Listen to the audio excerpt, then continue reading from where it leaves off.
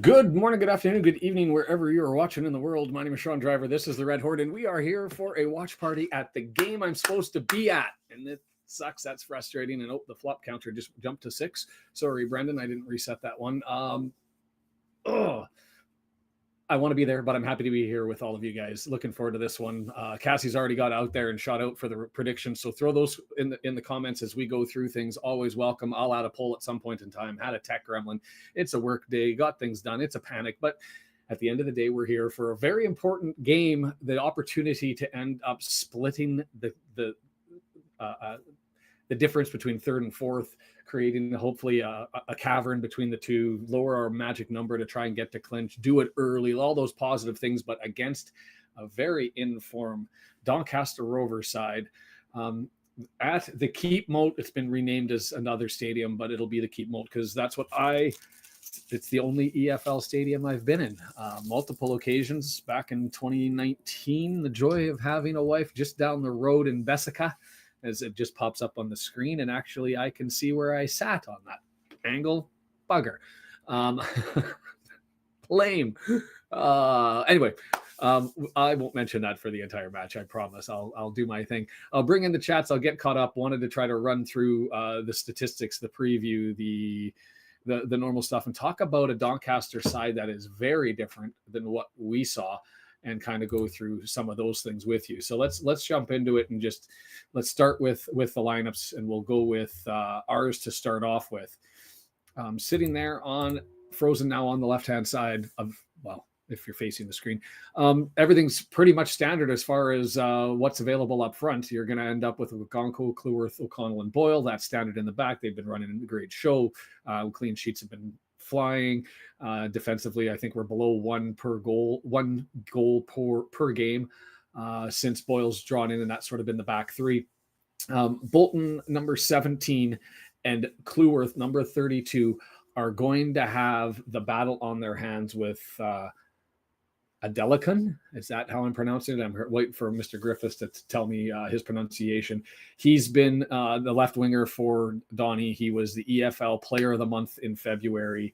He's come from Lincoln City at 27 years of age and been an absolute force. And so that's who's going to be challenging him, or our right wing back, and Cleworth are going to be required to try to limit him and his output, and we'll see how that all transpires. So to me, that's the most important part of this entire matchup and this lineup. Swirly says a 1-1 draw. I've got a 3-2 win from A to Z.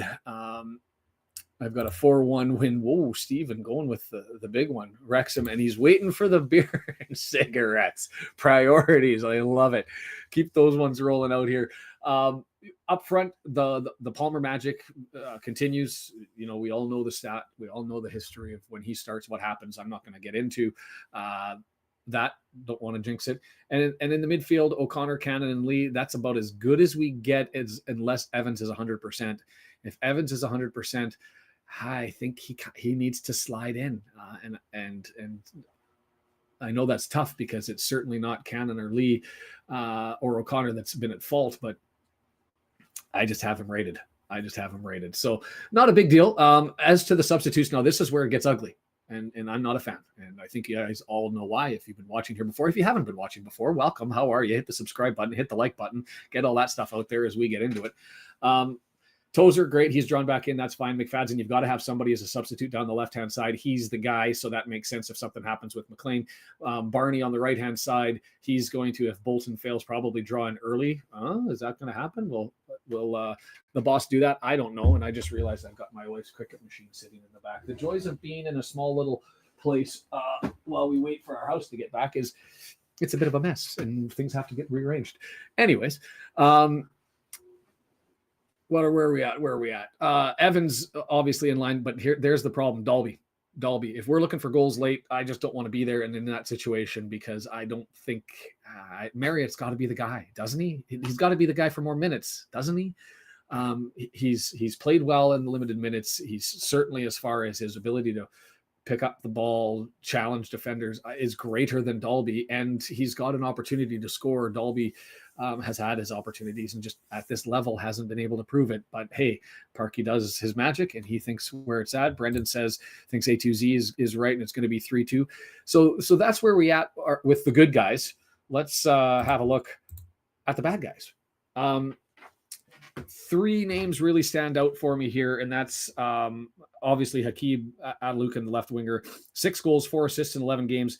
He's just shy of being involved in one goal per game, 0.98.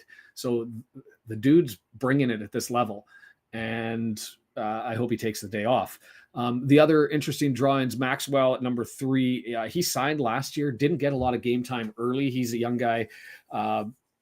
He came over from the Rangers. He's a defensive midfielder, and he looks to have brought another level and another area of security within their midfield and challenging there. The goalkeeper, Lotutala, their save percentage, just to put this into perspective, was one of the lower ones in the league. It's climbing up slowly. He's at 75.7%. How does that compare? Ogonkwo, when he's come in, he's at 78.6%. So really quite close as far as being a goal. He's had 11 games in a row, 21-year-old Frenchman. So another young guy coming in, similar sort of circumstances to Ogonkwo. He's on loan from Hull City. Maybe not the pedigree, but certainly the performance. So you've got those young guys, Lotutala, Maxwell. You've got the new addition of Adelakun coming in.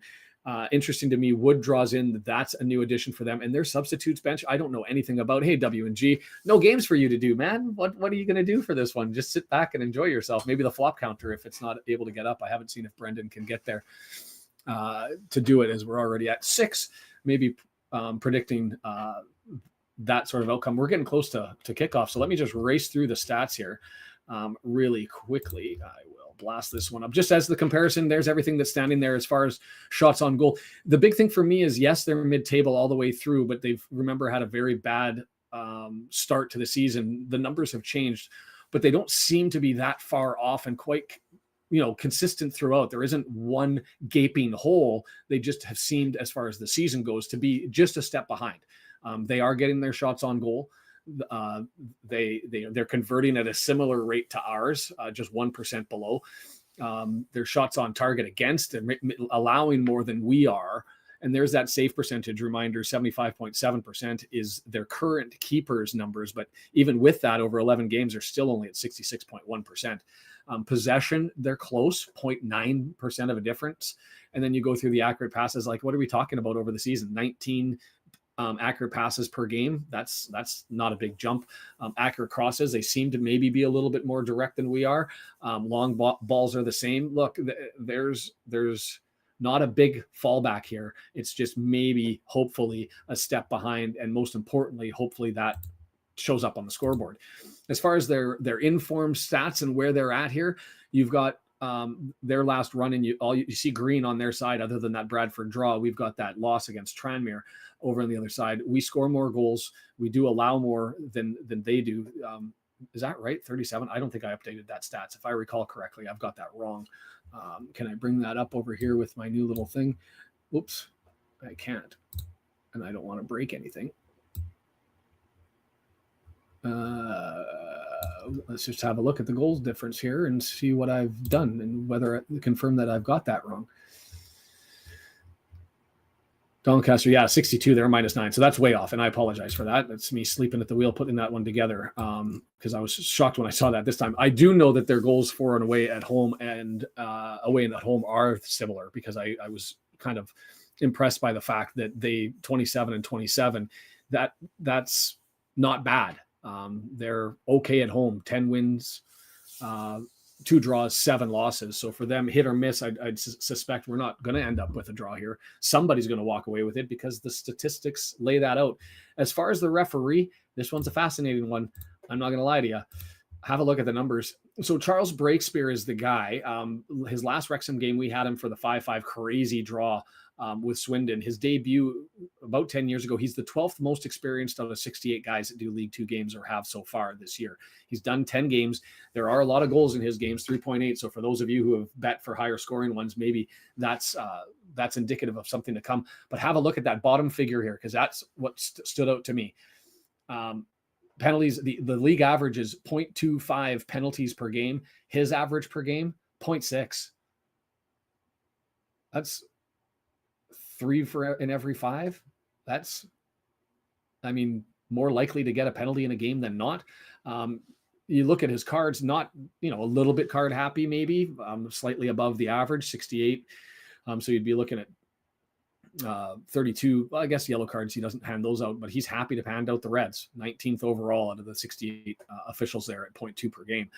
So that's a concern.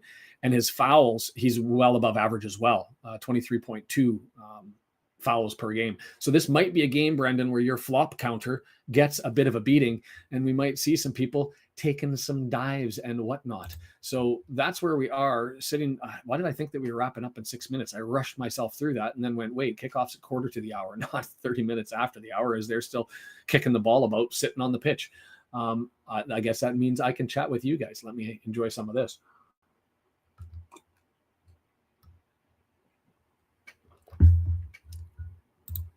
There's the rotating lineup, and we'll bring that in. Take the dive, roll the dice. That's exactly.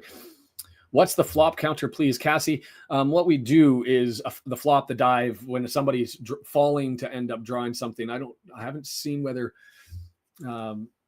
Brendan usually operates it. We do have an out-of-town scoreboard that's usually here, but because there's no games, it's all black up here. There's no scoreboard to end up watching.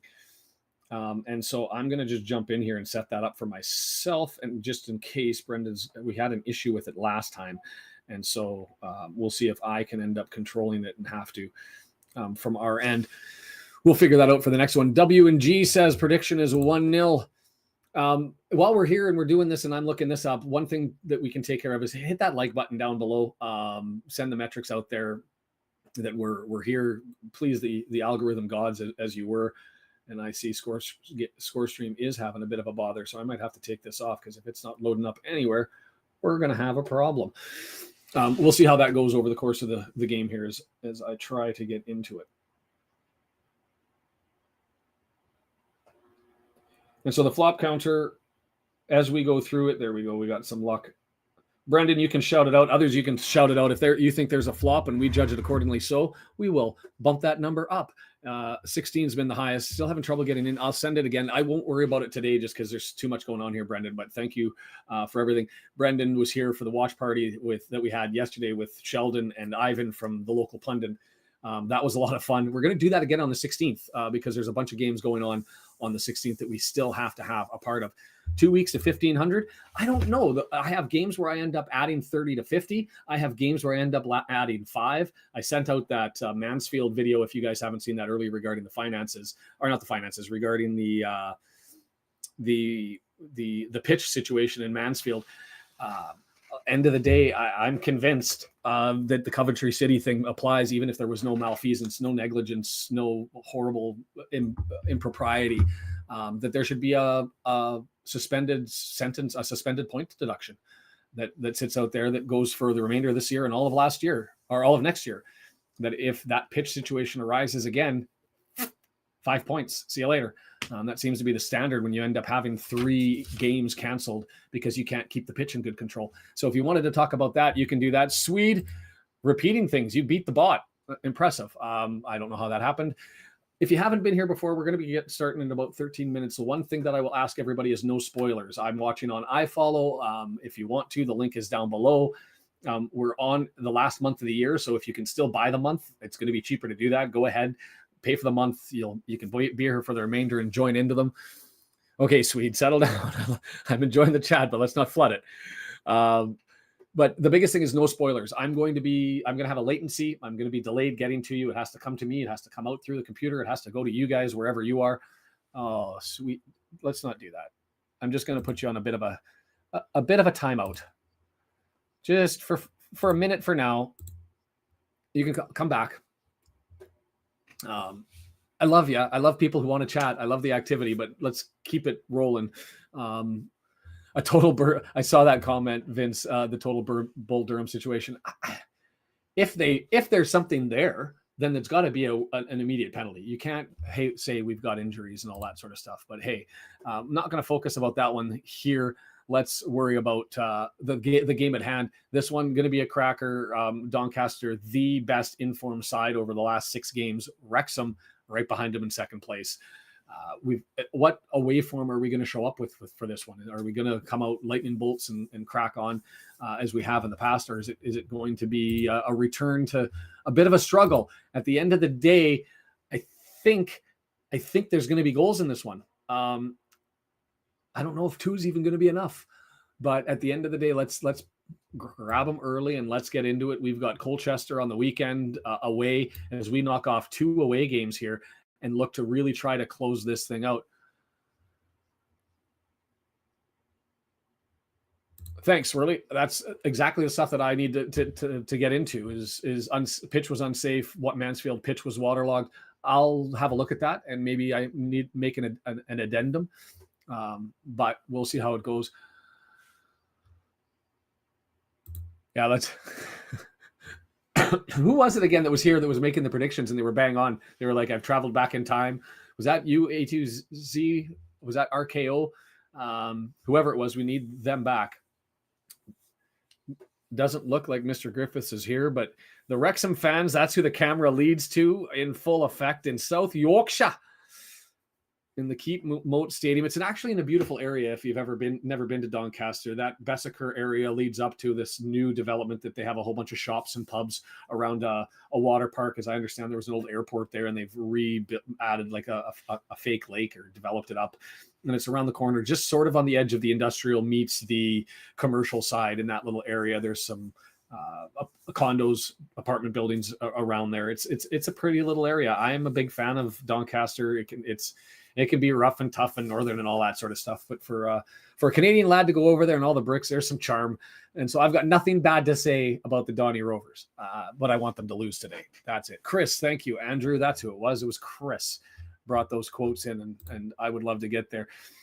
Mullen looking for his 100th. That would also tie him for 9th overall in Wrexham's league's Wrexham scoring all time. So that's impressive stuff.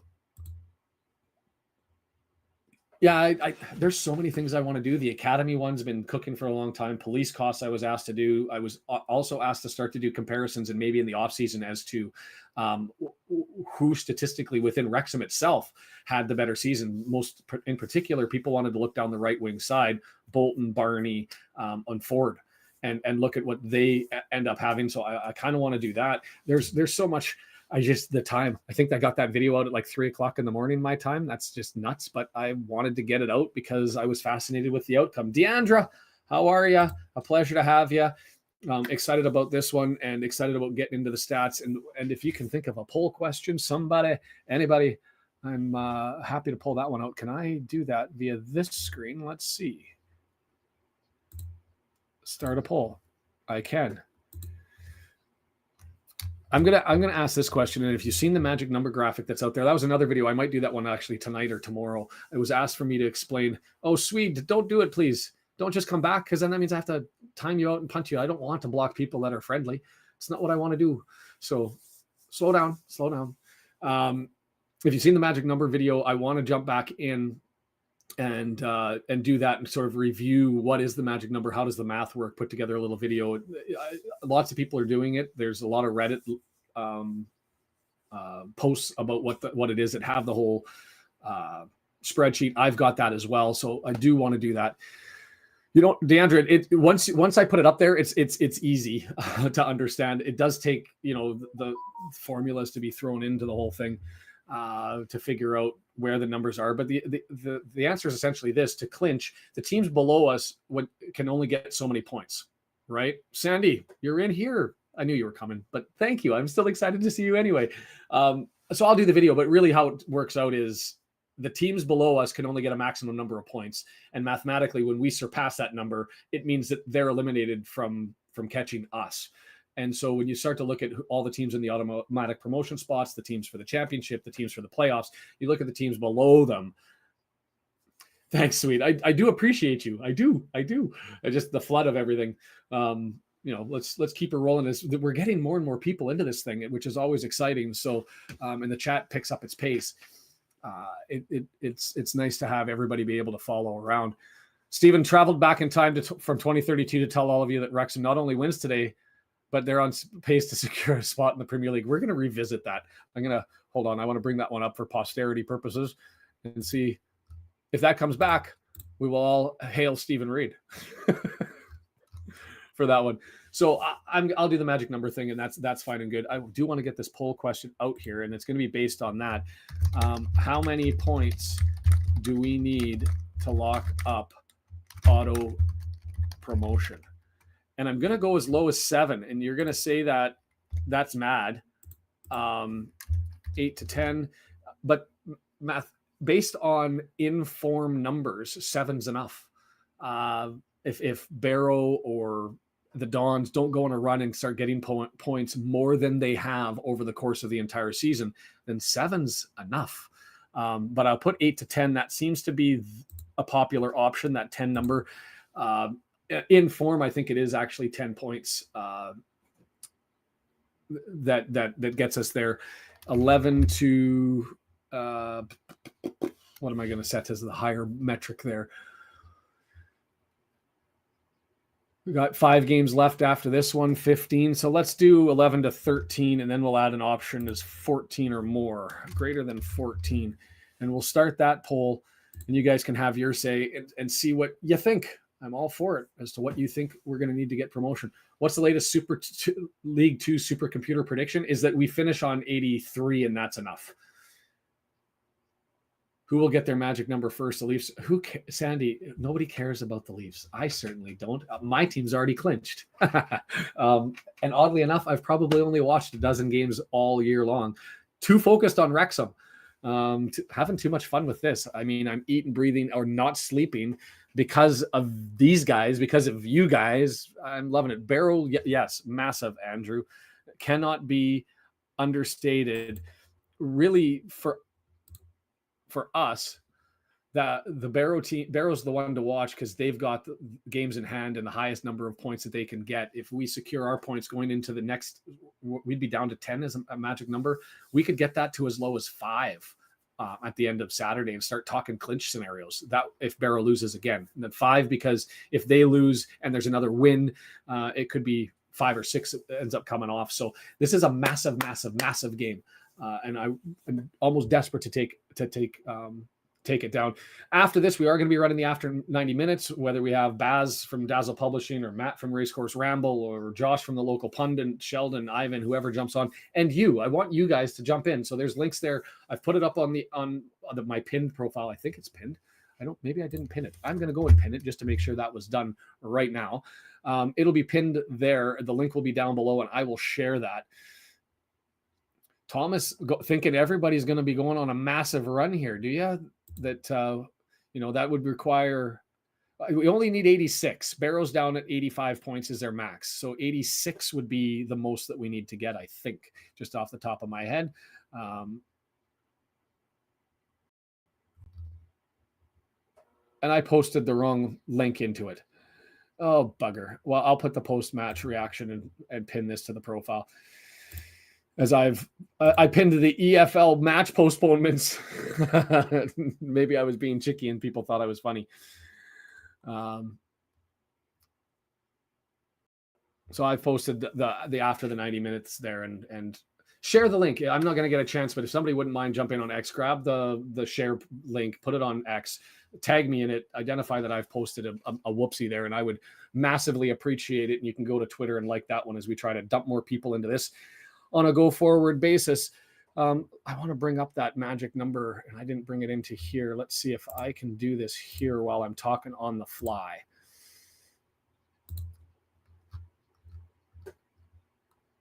And hope that I pull the right one and not the one from last week. That would be the challenge.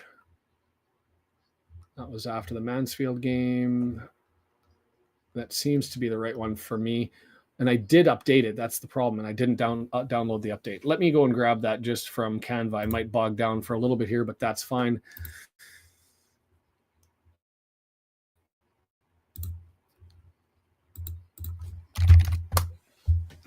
I don't know. At the end of the day, I'm just excited. I'm excited to get into this one. I'm not sleeping. I'm living and breathing the stuff, and it's pretty impressive to me that I'm so worried about an EFL Tier 4 team, but this game should be starting soon. They're actually 2 minutes away, and the players aren't even out on the pitch. And not a sellout. I'm looking at across the opposite view from the camera, and they've got 3-4 sections. Doncaster not playing for anything. They're done. They're toast.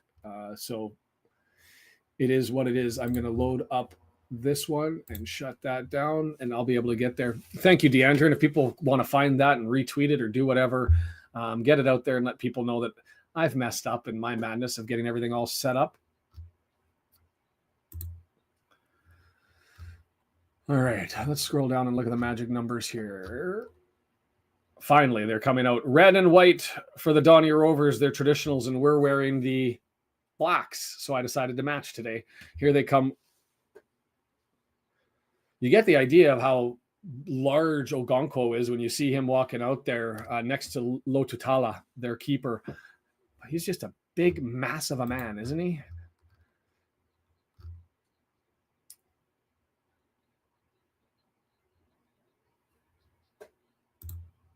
There you go. Brendan with the number. This is the last team that we play that has nothing to play for. I've got a call from work. Hold on 1 second, guys.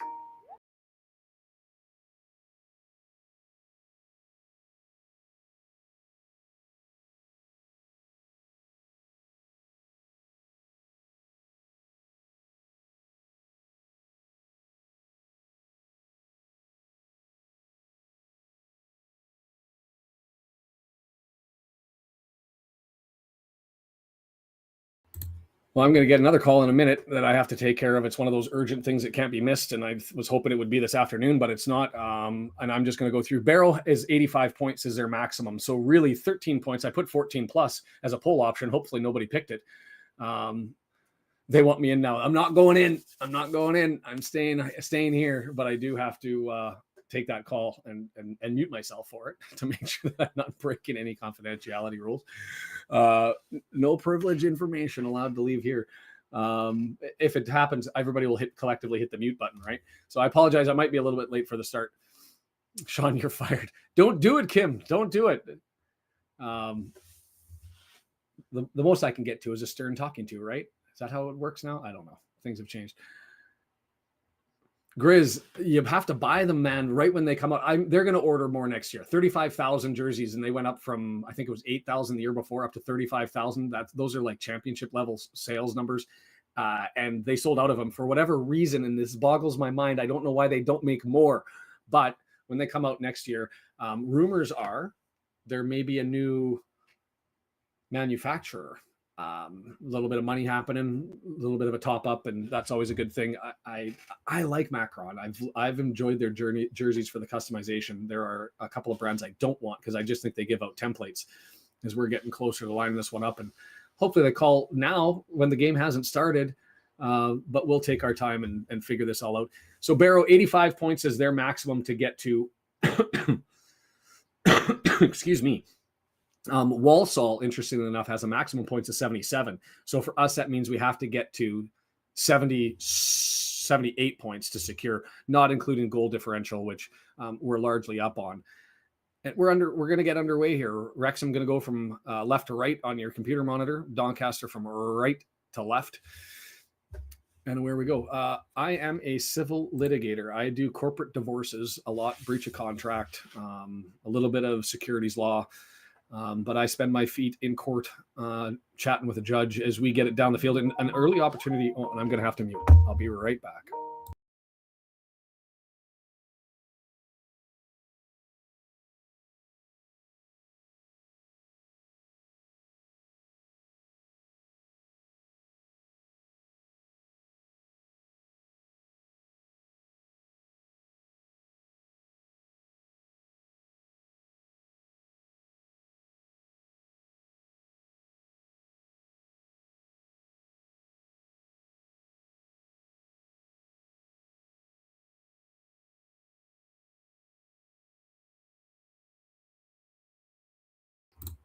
There we go. Just that quick, because we had an early opportunity, less than a minute in. Been a nice little sniff around things to start everything off, and it's been hoofed down the pitch, and away we go, headed out of bounds, and we'll get an opportunity midfield strike to push this thing forward. Let's get into it. I'm in British Columbia, sitting in the Tri-Cities, just outside of Vancouver, but work downtown Vancouver. And yes, an early goal will be there. Man, the chat, you guys are flying. I'm gonna have to bring this up and start trying to follow along, because you guys got this one on the go.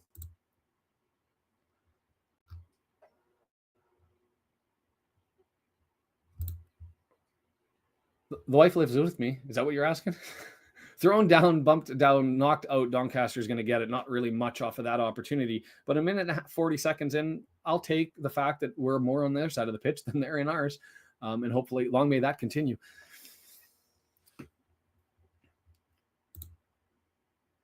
All I was going to be saying was yes. Let's be honest. I wanted to get off the phone. Whatever they said, I was saying yes to. I'll just deal with the consequences afterwards, right? Maybe a client would be very unhappy with that as a strategy. Envious, Cassie. Looking forward to getting my spin out there. And my wife has been talking about that opportunity. Is Donnie? They're just not connecting right now with their passes. I mean, I will take this, but that was lots of space to find a player in the midfield. Again, we're dealing with black numbers on red, so it's going to take a while for me to connect exactly who these people are. That was Adelakun with the left trying to get it to the side. And here we go. It goes all the way back to Lotutala, who moves it forward. Doncaster, middle of the pitch, looking for options around the backs over to the left-hand side. Somebody's got the broadcaster has to start announcing names, and they've got the buzzing in the ears, the beeping. So maybe they've got an issue, and it's going to be all on me to try and read these. Don't mind me if you're looking at my forehead as I'm trying to read numbers, just kicking it around, increasing the pass statistics between the four center backs. And that there I know is Wood. No, not Wood. That's Maxwell. Maxwell on the left side. Just, isn't it? This is horrible. Who thought that black on the red and white was going to be able to see something, at least put an outline around the outside of it that's white so you can get an option, an opportunity. So all that kicking about and passing about by Donnie, they can't push it forward. We nick the ball and we just thump it down. I'm going to put it relatively high. 16 is the record. 8 seems to be about the average. I'm going to put this at about 10. My thoughts anyway. You can hear Wrexham in the stands, the Donnie Rovers fans chilling, those that are in attendance.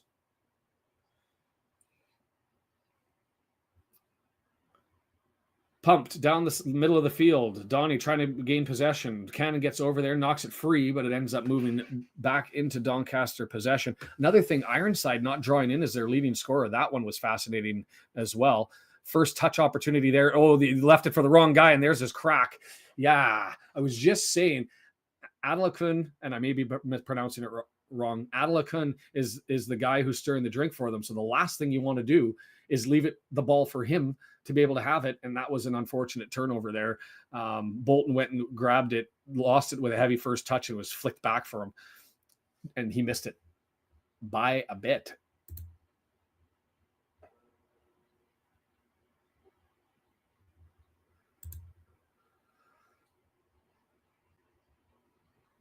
The goal, going with the international group, the Canadian group. I just want to go to some Wrexham games and sit all over the stadium and drink all of the beers and eat all of the crappy pies and sing all of the songs. Ogonkwo, first touch, really long thump down the middle of the pitch, looking for Mullen. He can't make a play on it. And it's just going to skip harmless past him and go to Lotutala, the only player who I know because I can't see the numbers. And maybe what I need to do is bring up FOTMob for the positions, and I can follow that along.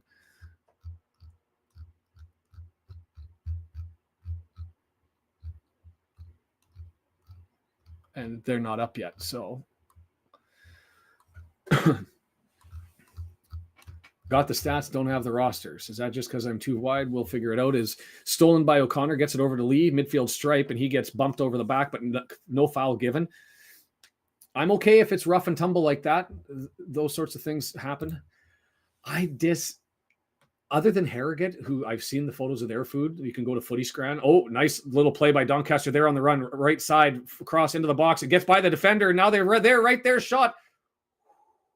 O'Connell recovered. He lost his footing, slipped on the ground, able to get back up, get a block. That was a great little counterattack, and now we're trying to go the other way, but that pass pushed too far, and Oluwu is able to get it back to Lotutala. Now I know another player, Oluwu. But Footy Scran on Twitter, they've got the photos of all, and I look at the English Footy Scran photos, and I'm just like, that you guys do not care about food culture at your stadium, and that's not a criticism. I don't. Your guys go to watch the match. That's great. I'm just saying it's weird. You go to North American events here, and everybody's focused on the food. Different stadiums, different arenas have lots of different things there. And I'll happily pay it. Like you go and you buy a $20 hot dog at a stadium here, but it'll come with all the fixins and all sorts of weird stuff. As it's thrown in, O'Connor gets it over to Boyle, left-hand side. We're going to advance it forward. Boyle going on a bit of a run. He gets it up to Lee. Lee passes it back, and McLean's got it now. Still a long ways out, 40 yards. Inching forward is McLean as he gets closer, 18 yards out, stops and draws it back, and that's going to be Lee there. Lee. Switch on over to O'Connell, midfield, having a look. One shot for Doncaster. I really want the roster to go up here, but I will bump that for sure.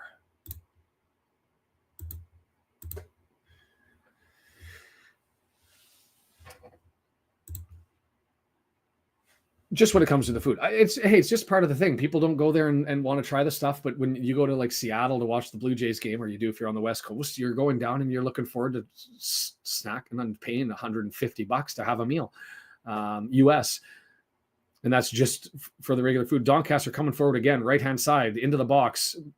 Boyle's out there with the challenge. McLean takes a stab. It's swung in front, and Cleworth there to block it away, and it gets kicked out. A little bit of pressure here.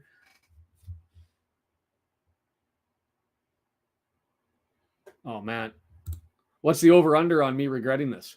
Perspolis Sarvari Estegale? I probably caused a problem. And I'm surprised it's not there. I do think it's a source. I mean, maybe just for the international fans in Wrexham, but you look at Harrogate Town's food and the little buckets where they've got like Yorkshire pudding, deconstructed deliciousness. I want to go to Harrogate, and Hull City has some amazing food as well. Ref is allowing a lot of pushing, which isn't with the stats, but maybe it's just he's the challenges with the feet. Going to have a free kick, 2 in the box. This one's sitting right next to the side on the right hand side. Adelakun's standing there. He's right-footed. This has to be into the box to look for somebody.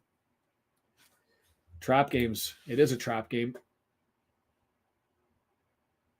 Up, deep, and way too far. And is it going to run out there? Just let it go for the throw. Grabs it, collects it, and EOC is looking to bring it in. Referee says, don't steal yards, miss. Oh, that was Ollie. Don't steal yards, Ollie. Ollie's saying, it was right there. It was right there. I'm okay with the ref so far. Balanced approach too, as long as the standard's set. And the last match that we had called everything where there was a foul with the feet, nothing where there was a hold or a push or any of that sort of stuff. So it almost looks like it's a similar standard. I don't agree with you. I find the food to be bland. Anytime bacon buddies and beans on toast is part of the staples, not with you. But to each their own. I know my wife disagrees with me. She gives me the business all the time. Sweet and salty popcorn. Adelakun's not had some great touches here, and long may that continue, because maybe he's racing a little bit. He's shaking his head in disgust. Chris, you're back, and dude, love you for it, man. Chris sending out the super chats and donating. You can do that, by the way, if you wish to buy a cup of coffee or whatever for this sort of thing, you can do that. You can also donate memberships if you hit join down below, and so feel free to do that. Berkeley, California, thanks for getting in here. Not much happening 10 minutes in. Certainly we haven't done anything. They haven't done anything. Looking at the stats, there's been 2 shots on goal now for Doncaster. Oh, one too many on the scoreboard. Nothing for us, and no real sniff around everything as we wait to wake up. Paul Mullen getting close to the goal line. He draws it back, opening there, and tipped over. It's outside the box, kicked over and saved. Bolton got it just on the outside of the area. He draws it into Mullen a little bit too close, but Mullen able to get around him. He's got time, space, cross, headed up into the air.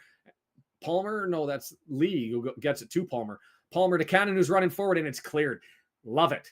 Interplay was fine. A little bit of a scramble ball, but they were able to collect it. We'll take that. We'll take that. I got to look to close some things down here.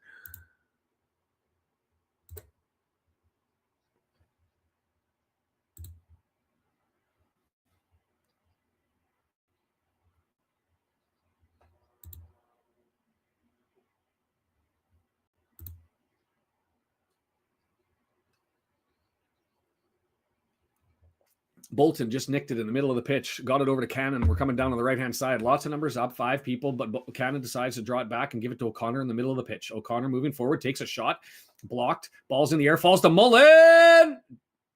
Outside of his boot, and it went far to the right.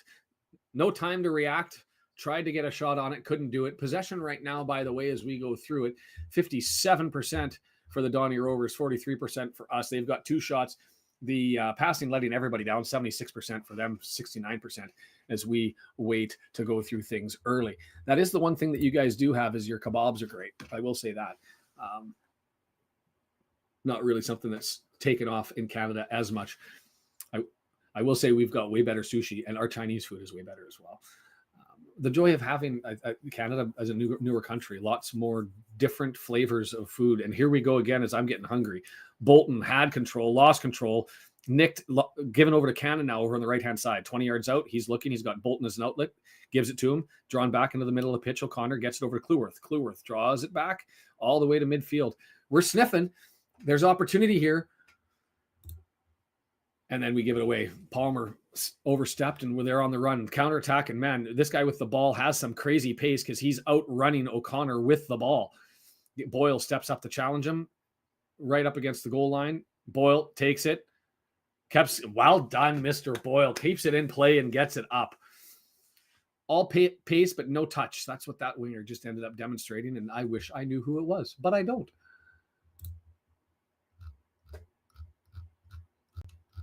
Going to the lineup, Fotmob letting me down. Usually they've got, and is this just because I'm going to try something here?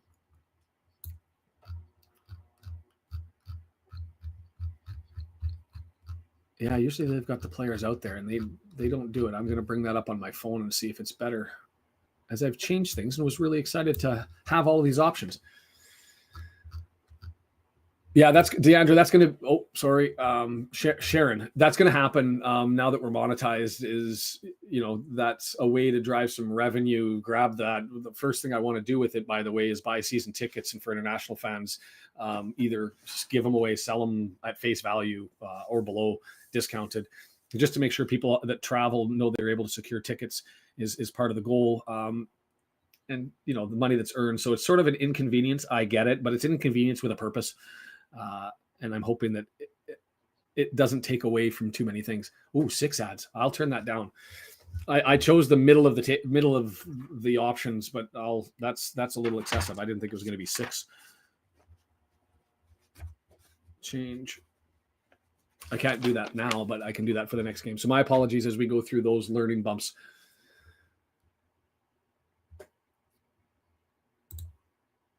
Noted. Doncaster with it, gave it away. Mullen now, middle of the pitch. He doesn't have a lot of support with him, so he's trying to hold things up, and he does. Gets it to O'Connor, who gets it over to the left-hand side to Lee. Numbers moving forward into position. McLean and Lee just play catch with the ball over on the left-hand side and draw it back to Boyle. Possession numbers got to be going up now.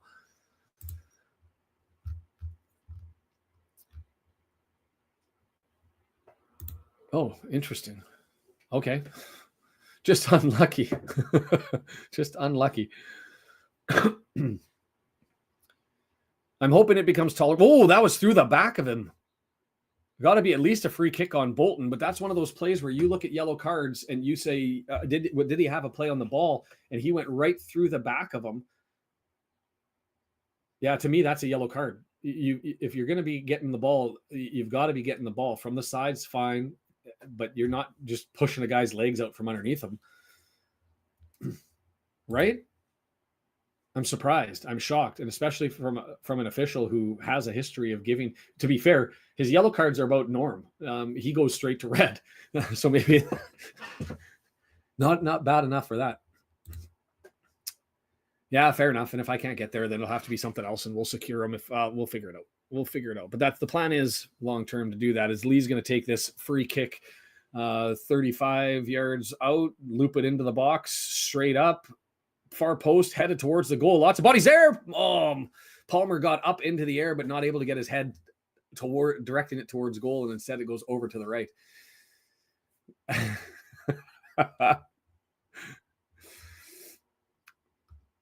They would have given McLean, I don't know where that is. There it is. They would have given McLean a yellow for that one. It was a terrible challenge because there was nothing in it, right? He just went straight through his back and couldn't get to the ball. That was closer than I thought. Palmer just not able to get his head up and towards goal. Thanks, Brian. 2 shots on the board for us. I do have it on my FOTMOD. My screen's different now with all of the setups that I've got going on to try and track things, but you guys are far better with that, and I appreciate it. Okay, stop making me hungry. I'm going to end up going to Wrexham and eating all the food, drinking all the beer. That's impossible, but I'll try.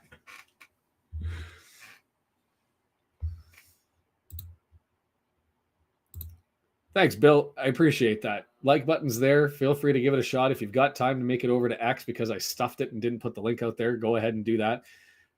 Looks like most people are thinking 8 to 10 points is going to be needed to push this one forward to promotion. I think that's probably the right number, to be fair. I think more 10 than 8, but we will see where that's at. Paul Mullen with it. That's the push, and he gives it away. Is it going to be this kind of game where it's if you're around the box, the pushes are going to get called. If for the offensive team, we've seen this type of refereeing enough because I don't think that there was enough there. Did he call a handball or a push? Hoping so, Barry. It's lining up for us, right? If we want to have a run at it. Doncaster now. It's been a while, but they're now advancing forward 20 yards outside, just now perpendicular with the 18-yard box. And here's the entry into the box, headed away. Throw in Donnie. Thanks, John. That's what the replay was the reverse angle, and I couldn't see the hand sort of on the bounce, but then that all makes sense, and I take back what I said about the push. Donnie in another threatening position. 22 yards out, looking for the kick. No, he's going to lay it off to the left-hand side. Cross into the box. It's up. It's far post. Headed away, and well done. Right to the feet of James McLean. And he hates the king. Lee advancing forward. Another one into the back and allowed to go. That's, I guess, a flop counter. We were looking for it there, and I do think we went down easy, but I also think that was a foul. And, of course, it's not going to work. Oh.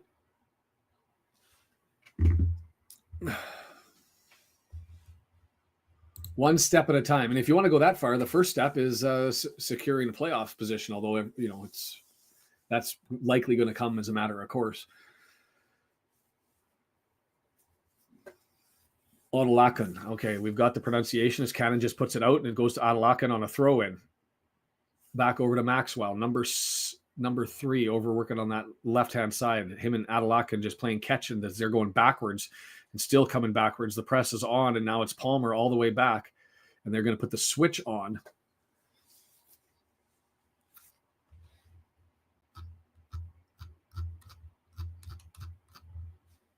I'm going to go to FOTMOB on my phone just to see if it's better than what I've got on my screen, as I'm not able to give you guys the roster changes or the lineups because I'm not able to track who's where with these numbers.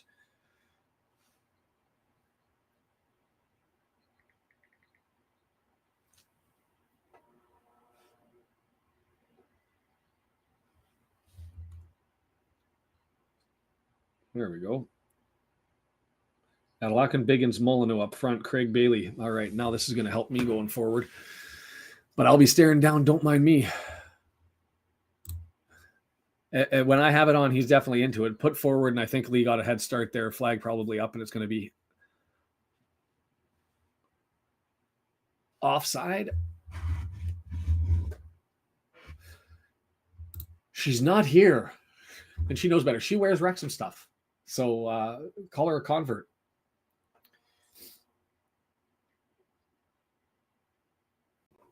She has the same red Betty Buzz warm-up Macron thing that I've got. And I do, Brian Loop, if you're here, now that I've got the address, I haven't sent that out because I haven't made it in, but I promised to send that out and then didn't see where the message came in.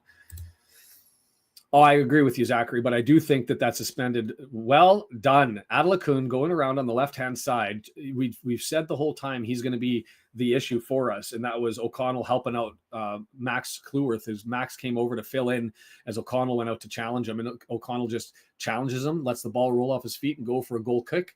That's awesome. Yeah, sorry, man. I don't go to that social media. I won't say which one you sent it on to that and check the messages very much. And all of a sudden I was like, oh, I got lots of messages here. What's this all about? And one of them was yours. And I went, damn it.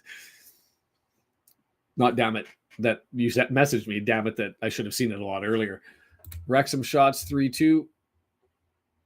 I'm looking forward to at some point in time having the API, and maybe that's something that some money goes to, where it automatically updates things, or I'm able to do remote control and somebody can help me produce these things from wherever they are in the world, and I can help them out with a little bit of money for their time. We'll see. We're having some fun.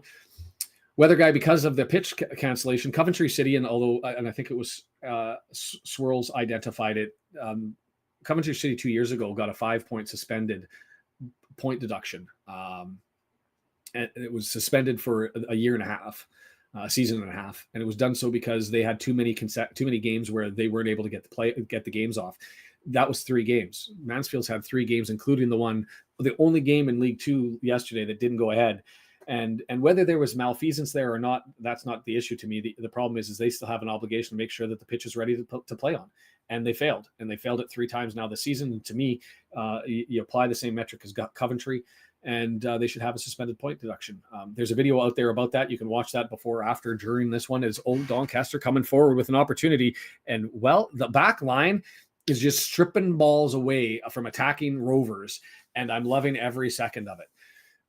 No chances, and really no chances either way. We're 23. Is that where we're at? I'm a little bit ahead here with the time. 23:35. No, I'm right on target now. It's goalless and it's boring so far, to be completely fair.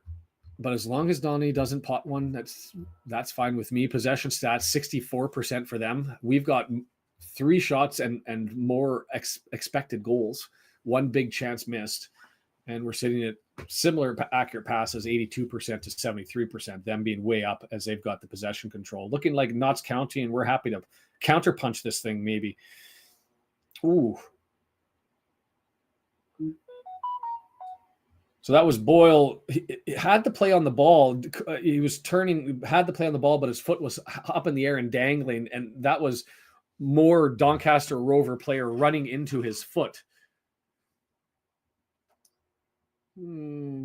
Probably should have been a little bit more careful. Might be lucky if we don't get a yellow there.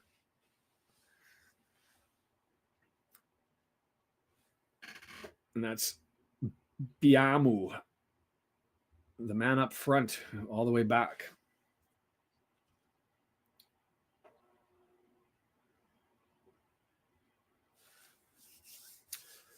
So this one's from a distance, longer distance than the last free kick.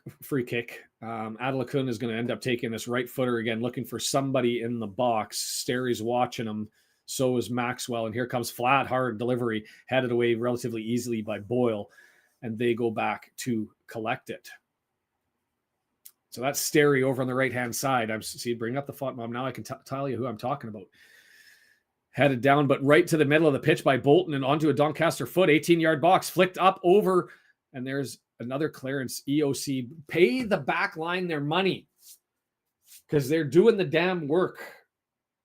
I'd rather have it go the other way here, but it's right now, anything that's been close to being threatening has been dealt with relatively handily by the boys in the back. Throw in then. Maxwell threw it in. Cannon in a battle, and it's knocked out. That was Biggins all the way over on the left-hand side, trying to free this up. Parkey not enthusiastic, just sort of sitting there and enjoying this one. Adelakun, left-hand side, towards the middle of the pitch. He's got Bolton chasing after him. He turns back, gets it over to the left-hand side. Maxwell throwing it into the box. It's there, headed away. James McLean getting that one, but it's going to be Sterry over on the right-hand side. It's 25 yards out as Doncaster just mobbing the possession right now. Boyle up in the air to Cannon. Cannon advances it on, and here comes the back line to strip it from, I don't know if that was Mullen. Yeah, it was Mullen that was there, and Donnie steals possession back, and here they come again, looking for the cross. They get around Bolton. It's flicked up in the air. Ogonkwo collects. Don't like it. Don't like it at all. No threat, but that was an extended stay and opportunities to clear, and we just weren't able to get the magic rolling.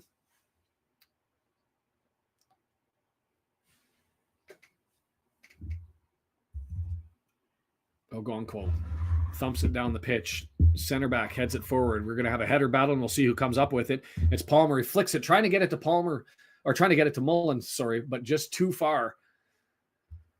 Ay.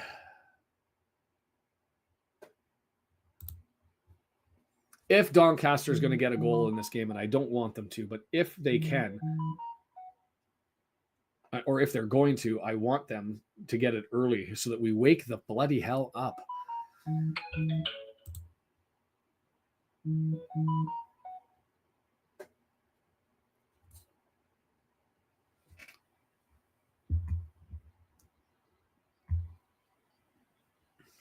Throw in, going to come to Boyle, left-hand side, our side of the half. Slow with the delivery.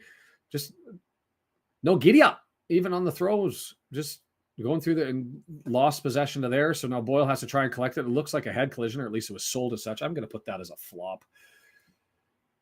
That was a delayed reaction. It was kind of like, but kicked out by EOC. I don't like messing around with head stuff, but if it's not there and you can't afterwards realize, oh, he headed that, and then try to get out of the way. Beige. Uh-oh, I never noticed that, but let's have a look at EOC. Doncaster, more possession, 64% and counting. Shot still 3-2. Almost kicked it out, but it was saved. It kept in anyway, and Max ends up collecting it, and he's going to thump it down the entire pitch. I would have liked to have seen something. He had time, he had space, but instead he just did the quick delivery, and now we're into a header battle as it looks like we're going to come away with it, and it's Elliott Lee, gets it over to Cannon. Cannon, little lazy touch, though, back heels it to himself, and Cleworth, a long ball, gets it up to Palmer, right-hand side. Can he hold it up? That's what he's there for, and he does. And a foul in the middle of the pitch, and now Mullen's going to get called over. I didn't see the trip up. I saw the Donny player down on the ground, and Mullen running the other way. And so I'm going to have to look at that because it was away from my eyes there as to what was happening. That's two people saying.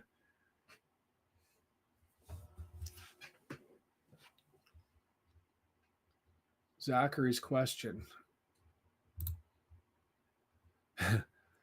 It's a mixture of everything. Shots, big chances, possession, set pieces. Done. Won't look at the table.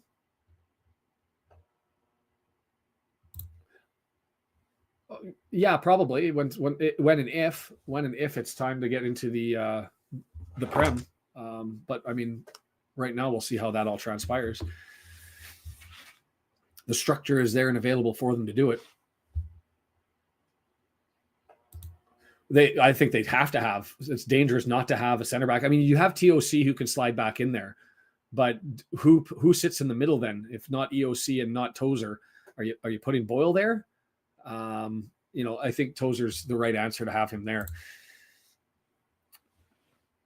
Bob, this time we get a free kick. Hey, and Mullen celebrates. The Bronx cheer from his butt side as he finally gets a call.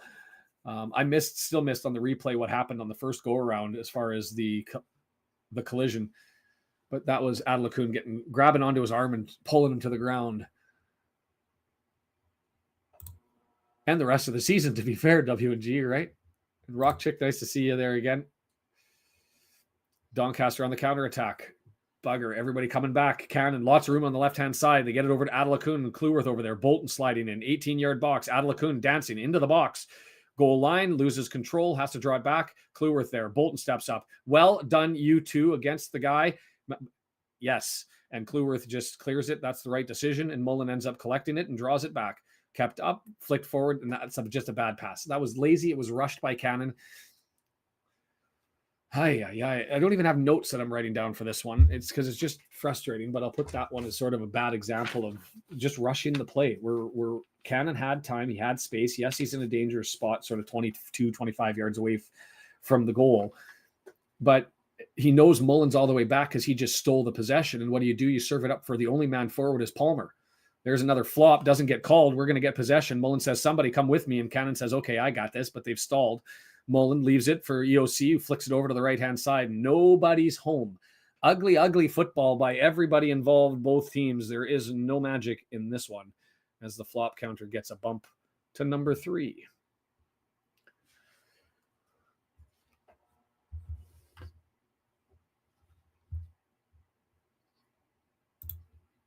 That's Andrew's got the summary there, and set pieces that are just outside the box with a 5-man wall going to be better than something from the corner and all that sort of stuff.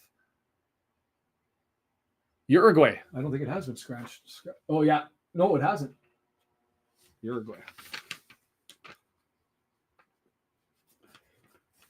Loving having new people. I should bring that one up there. And I think I do. I can't tell from this whether Uruguay is scratched off or not. I do have it scratched off. Doncaster with it, middle of the pitch, moving forward, 62%. So we did have a little bit of a spell taking 2% back, but here they come again. Long ball crossed over. Nobody there, just lets it go. And Ogonko says, I won't let it go out of bounds. I'll just grab it now and move this thing forward. To be fair, it's worse than that for him. They went the entire first half with neither team getting a shot on target. We don't have a shot on target either. Maybe bite my tongue. It is about the same. Mullen heads it back, and they put the flag up for offside. Mullen, we had something potentially cooking there. It just didn't pan out for us.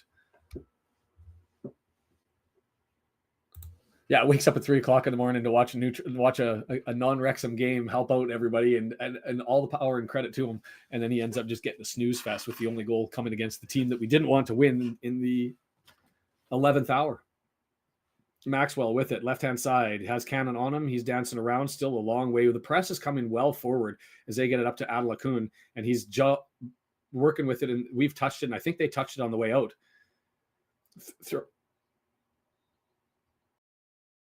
So it's thrown in. That was fascinating. That was a really weird sequence. So that was a questionable call. I thought it was off of them and going to come to us. Donnie was certain that it wasn't. And so we grabbed it, threw it in quickly, and Maxwell throws out, and he's going to get a yellow card for it, knocks it down with his hand. So, I mean, that's the call you have to make. We threw it from about the midfield, just inside the midfield stripe. EOC grabs it quickly. We have the throw in. And that's the question, Brian, is should that have been a red? I think if we had more people going forward, potentially taking away a goal opportunity, but I don't think you could because we didn't have that. But purposeful handballs should be red. And Chris says, today ain't the day to perform something magical probably, but the one dirty goal to take 3 home. Hey, exactly. They don't ask how it goes in. They just ask how much, and we need 1. Chris with the magic and with the donation again. Much love, appreciated, and always thankful for it. So we're going to end up, because of that handball, getting a free kick from 35 yards out up against the sideline, served up, and it's there. Palmer can't get to it, but it falls to the feet of Mullen, who saves it, gets it over to Cannon, and it's entered back in a little too high for McLean, but he knocks it down for Lee! To the moon! To the moon!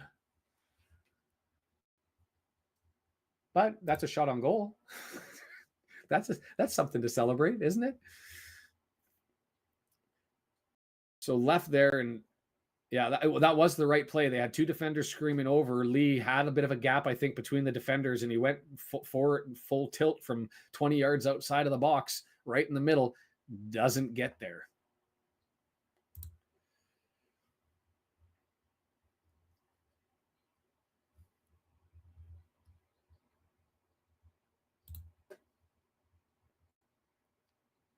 We've got it now. Left-hand side, McLean gets it up to Lee. We're next to the 18-yard box, looking to draw it in. Lee dancing towards the goal line, spins the other way, flicks it over to McLean. 18-yard box extended towards the middle, right-footed entry into the box, far post. Bolton can't get there.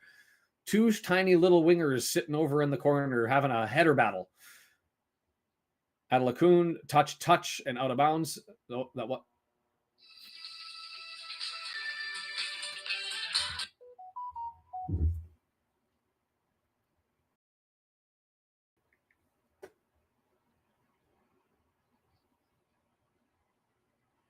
Just got to deal with this really quickly. I will be 2 minutes. EOC has it. Crowd, and of course I missed something. The crowd ends up with a shout right as I'm starting to look at the screen again, so I missed that one, and my apologies for that, but somebody didn't like something. And to be fair, I think it was Wrexham fans that had the shout because the Donny fans are all static trying to look at it. And there's another teardown. Palmer just gets ripped to the ground. No call. Are we getting a free kick out of it? We are getting a free kick out of that. The whistle blown. Oh, we didn't hear the first whistle. And so the play was going on and Lee had played Mullen into the box onside. Let's look at this. Oh, so that was a shout for handball and probably should have been. It was off of the bicep and that's in that area. And it was a motion towards, not given, but we'll take it.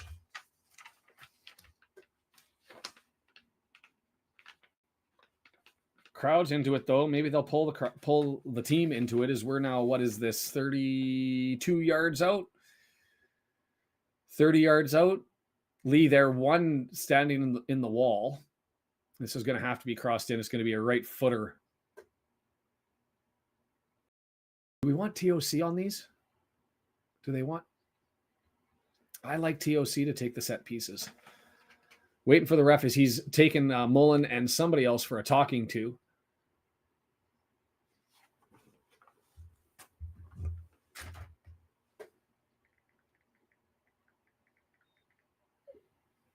Here comes left footer going towards the far post.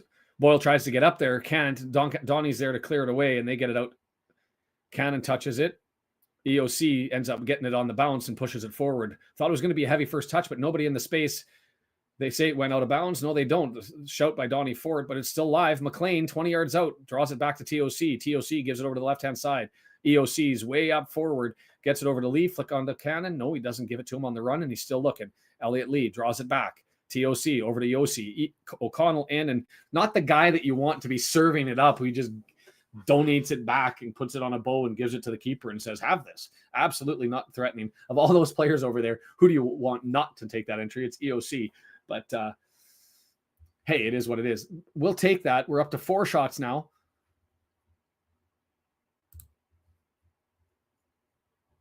Marching forward.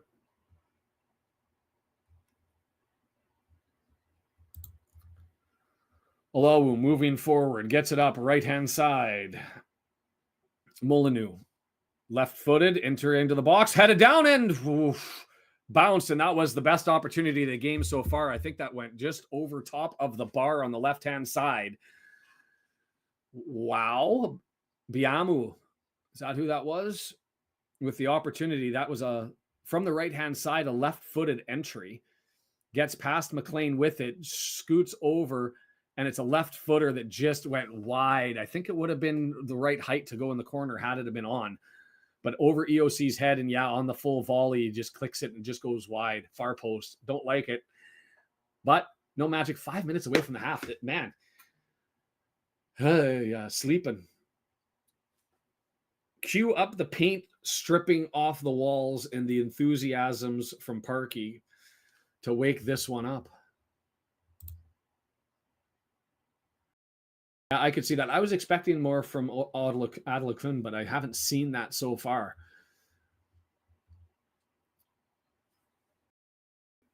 Stolen. Doncaster with it now. Lots of space in the middle of the pitch. Forward to Adelakun. Is he onside? He is, but the pass is a little bit too far forward. He's still with it, though. Bolton with a lazy challenge, and it's kicked out, and they're going to get a corner on the left-hand side. Adelakun. Hey, corner for Donnie coming from the left-hand side. The rain is pouring down. Cancel the game and let's restart. Can we do that? Mansfield.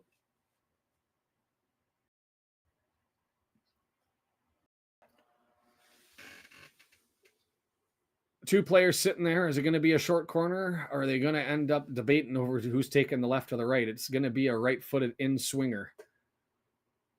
Bolton's out there in case they decide to go with the short corner, and they do. Short corner's taken. Bolton's there to challenge, and it's drawn all the way out to Adelakun, who's going to serve it up at the right. No, he doesn't. He turns it back. Biggins draws it in. Danger! Okonkwo with the punch away had that. I don't know who that was for Doncaster, but they had that streak. He was behind the defenders. He was onside. Okonkwo or him, who's going to get to the ball first? And it was Okonkwo got spun around there on that challenge, but it was able to get to the ball first. Yikes. Chan, 안녕하세요. 잘 지냈어? How are you doing? Nice to see you again. And we get the throw. Beautiful cross. And I'm just trying to figure out, was it Adelakun all the way up? Or was that? In any event, that was there for them. And well done by Okonkwo to keep that one away. Bolton gives it away. Bad pass. And EOC rescues it and saves it because they had three guys going the other way. If they would have beat that, it would have been a 2-on-0 or a 3-on-1, depending on if Max could get over there. Push on the back on Lee, but he stays on his feet, gets it over to Boyle, and let's maintain some possession, go the other way, and pop one before the half ends. Played behind the defender for Mullen to run into, but it's too far, and Olowo is able to collect that. But he gives it away. Lee into the box, right to the goal line, stops, turns around, draws it back. Paul Mullins over there, right-footed entry, can't get the header, but it's down. Palmer can't spin on it. Cannon, somebody put a foot to it. He does, but it's blocked, and it goes all the way out to Boyle. You're going to be at least 2 shots, I think, in that series, as here comes another cross into the box, far post. Collected, the goalie's way out. Ball's going to go roll too far to the right-hand side, and that's Cannon. The buzzsaw has started, and then we give it away. Adelakun just picks Cannon's pocket, and he's going to crank this one down the field. Oh, and it's there to run onto. Max in a race. Shoulder challenge, and Max Clue-Worth you. Beauty. Oh, and then he lost control.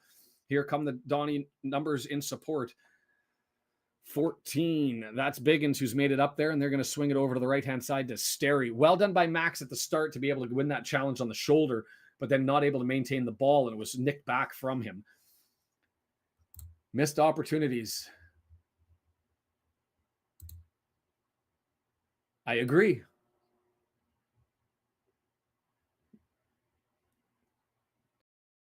Now go to Kesinka Kagoiso.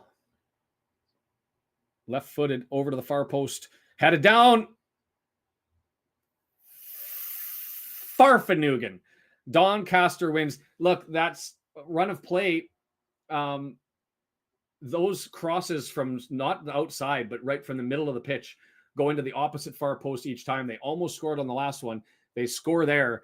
It's 1-0 for the Rovers. Beautifully worked. You keep asking the defenders to end up having to step up and stop these, and they're not going to be able to, as that one ends up going in right before halftime. Paint stripping off the wall, and that was Boyle just not getting up on a header. And to be fair, maybe could have asked Boyle to do a little bit better. Lazy getting off of his feet, a little bit pushed in the back, but not enough there. And McLean, just jumped up, shoulder up, beat Boyle to the ball, and that's number 17, Bailey, who gets up and heads that one in to the left. And no spoilers. Wait for it to happen and for me to announce it. Well, we haven't had a run of the other team scoring first in a while, but the problem is when they score first, we haven't had that magic to get back. Only 2 minutes of added time. So we're going to, I assume, probably end up getting into the half here at 1-0. We wouldn't be Wrexham if we didn't make it tough on ourselves, right? And no, neither team's played well. We've had a chance with the Palmer header. We've had an opportunity there but they've had better chances in the last 5 minutes, and they ended up potting one. Just found a brief moment of form in what has been an ugly game, and you'd expect more from us. And now we're chasing goals, and we're going to ask Dalby to get one.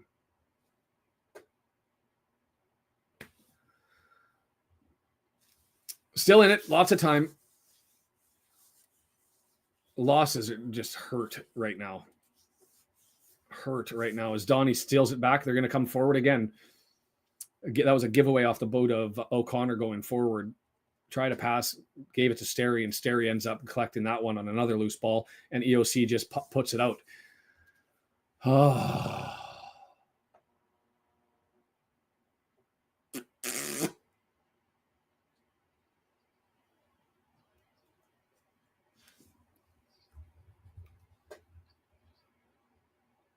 It was described as being patient, the buildup. And patience ends up with something closer to an opportunity. Shots are 6-4. And they score on their first on target. We haven't had one on target yet. 2 players down. Going to be a Donnie free kick. 22 yards out over on the right-hand side. This could be a shot on goal. This could be... Yeah, let's call that 22, 23 yards out.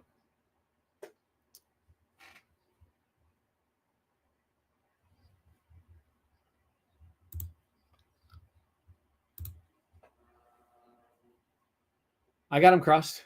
I'll sit in a bog. That'd be really boring for a watch party if I was just screaming from the bog. But I'm willing to do it. Okay, Ruth, you're not allowed to go to the bog. You're stuck here.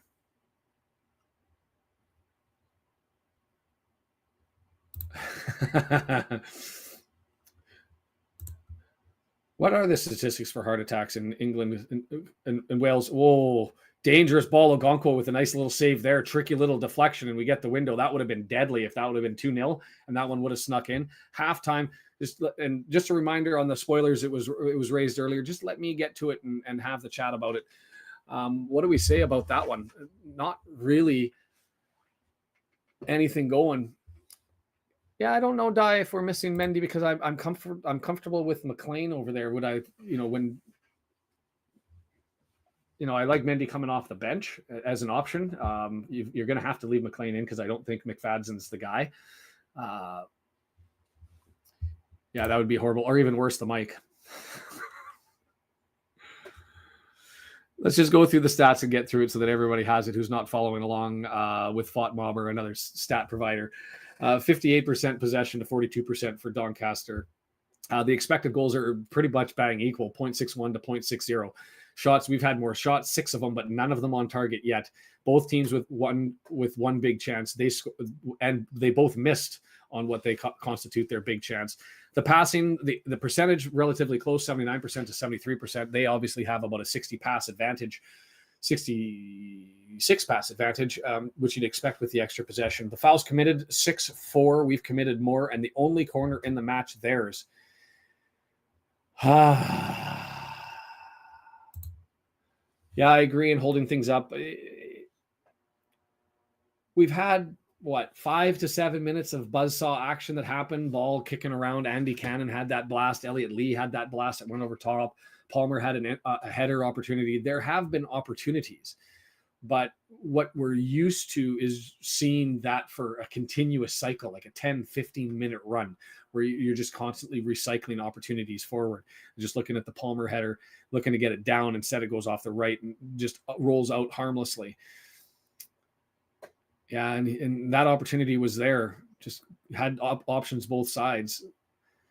This is the entry. Palmer gets the header. Mullen gets it down, gets it over to Cannon, and he advances forward, and we just can't get anything here off of this Cannon opportunity. And that's Lee. Sky ball over the top of the net. Ay. Well, they can't go quietly into relegation, but they're literally playing for nothing. Doncaster is literally playing for nothing. They can't go up. They can't get the playoffs. They can't go down. They're not going to fall out of the league. They're just playing for pride, to be fair. And maybe the right thing given the strategy of where the team was at when they made the loans. They brought in Adelakun. They brought in Lotatala. They brought in one more guy. Who am I missing? That was the other loan. Mo Fall, but he's out. Oh, sorry. Matthew Craig. He's a loan from Tottenham. And so they've 20-year-old, they brought in lots of young guys who are going to be hungry to strut their stuff because they've got aspirations to move on up. I've got my clock still running, so I'll stop that and settle it down. Playing for pride, yeah. Playing for opportunity, absolutely. And so those are all there. Just can't afford missed opportunities. And with all of the help on the scoreboard, it all goes to waste, or worse, with a loss. A draw, and it's like, that was the frustrating. We didn't get to it. A loss, and we're going to be kicking ourselves as the end of the season's getting closer, and the points needed to secure automatic promotion end up disappearing. Sporadic. Nobody's really been connecting on anything. You had our buzzsaw opportunities twice. You had them with those two great, and to be fair, not weaponized enough. I think Donnie's done it twice in this game where those far post crosses looking for a streaking attacker have been their magic and their way of an opportunity of getting goals here.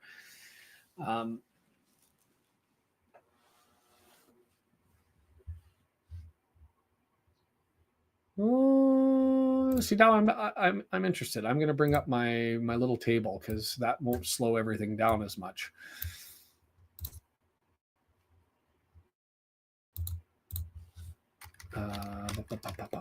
Where am I? Wrexham magic number spreadsheet.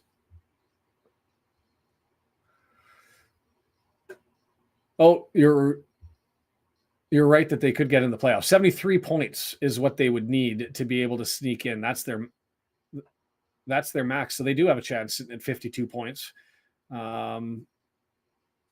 Their magic number is 12, and with a win here, I thought that they were further back than that. Or 52 points, max 73, and to be able to sneak in, they've got to get ahead of Crawley Town, who's 10 points ahead of them. So they would have to go on a crazy run. Their projected max is 61.33, and the expected for Crawley is 71 points. So they'd have to win everything, and they'd have to have every Crawley, Morecambe, Gillingham all lose around them. So you're right, not 100% out, but couldn't score at a strip club in Rill. Starkey, nice to see it.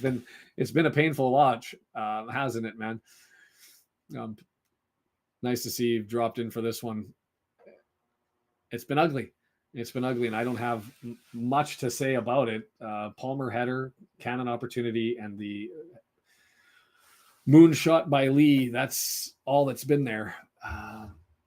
And they've had really nothing but those two headers back to back. And maybe that deflection, that sleepy little deflection on the last free kick of the game that went forward. Unfortunately, Ogonko in the right position, able to get down and collect it. And I guess they had that other header opportunity where Ogonko had to go out and be firm, be challenged, and be strong, punch it away. And he did, as he got collided into and flipped around and spun out into the ground. But he did his job. And that's what you want to see, especially given his history a little bit of not being able to connect there. To be fair, with how we're playing, I don't think it would matter who we were up against.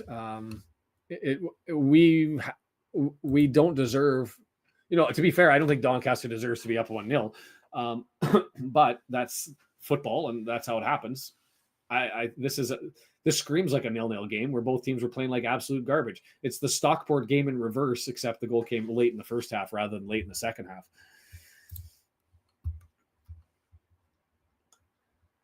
Curious to see exactly what we'll do with the substitutions. We know what the answer is. The answer is we'll not see them earlier than the 65th minute. We probably won't see them until the 72nd minute. I'm hoping to God that we're not looking for a point in the 70th, 80th minute, because that means I'll take Fletcher coming in, and he'll be the substitute for Palmer early. I can see that as early as 65th minute. But it's going to be the standard if we're down, pull out somebody and put Dalby up to run with Mullen Fletcher up front in a 3. We know that that's going to be the outcome. Why isn't that Marriott? I will never know. I get it. He hasn't scored, but he's looked solid away from the ball. He's able to nick possession better than Dalby is. That's my 2 cents. You can tell me that I'm wrong.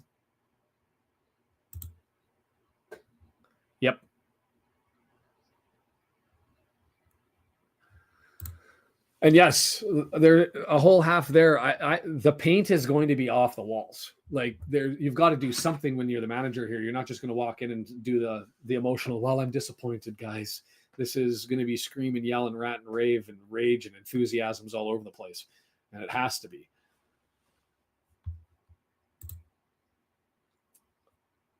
I don't like his interplay. I like his first touch. He's great with his first touch.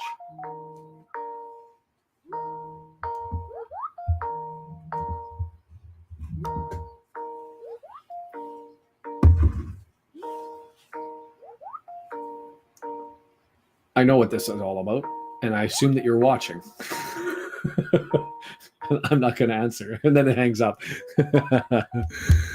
Inside jokes. Inside jokes.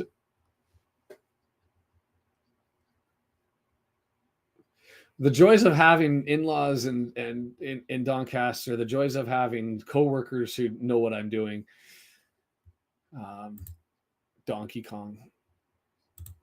Have a good one, Sandy. Pleasure having you drop in, and nice to see you again. I'm looking forward to seeing you when I get over to Wrexham or Yorkshire or wherever, whatever. No, it's not a stretch, but given the run of play here, do you expect a lot of goals in the second half? Both teams have the magic, but 5 shots to 4 with only 1 on target. It's hard to say that there's going to be goals from somewhere just based on what's been going on.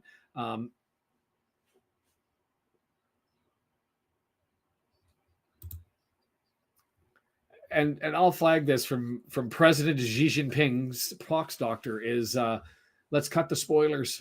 I noticed a couple of them. They were close, but just let's let everybody else follow along here who wants to follow along without it showing up in the chat. Please, if you wouldn't mind.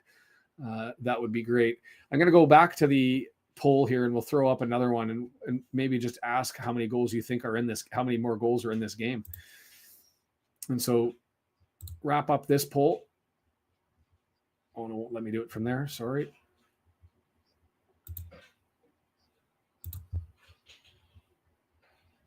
I'm going to get out of these.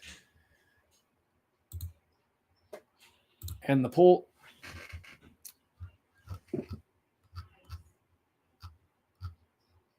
And let's start a new one. How many goals do you think are in this one?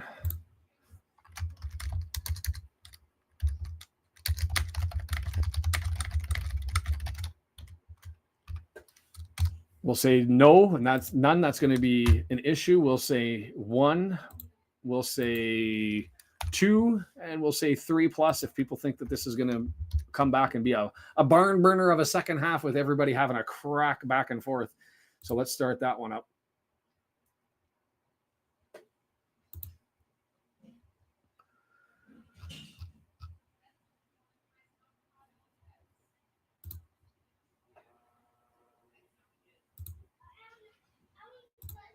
Just a reminder, the after 90 minutes is, oh, wow, I've really bogged it down by doing that. Give it 5 seconds to refresh and clear the processes. I need a new graphic card so I can do a little bit more here as I whack the crap out of this one. Total goals, John, that's for total goals in this one. So that's Doncaster and Wrexham. How many more goals do you think are in this one? Most people looking at 2 so far anyway. If I was to vote, I'm saying 1. Just because the run of play, there hasn't been a lot that's been going on. It's been an ugly game, and now you've got a team that's going to be looking to waste some time and to make it ugly. And I don't think it'll be wide open, but I think we're going to have to grind the crap out of scoring 1 and then hope that's enough.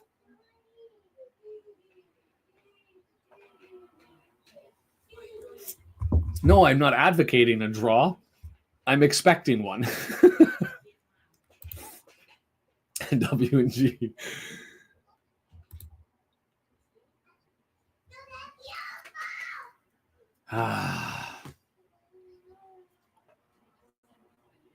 Oh, Chris. Sending it out there. We win today, he says. After the match, after 90 minutes, you can go onto Twitter. I've got the message pinned. It has the link to go to that one. I will spread it in the chat here so you can go and watch. I'll also put the link because I'd love to have people join us. Starkey, I see you're there. Come in and have a crack as my kids are back from school and you can hear them in the background doing their thing.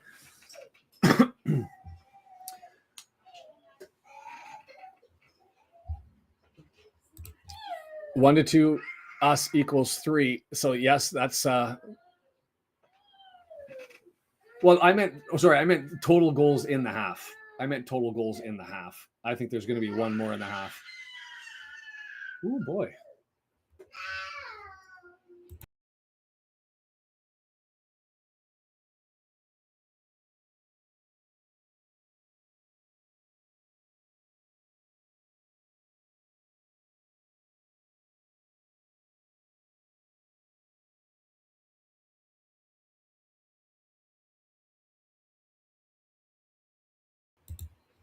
Best to happen these sort of rage moments with toddlers during the half time than not. Is that's the eldest who's not happy to be home right now.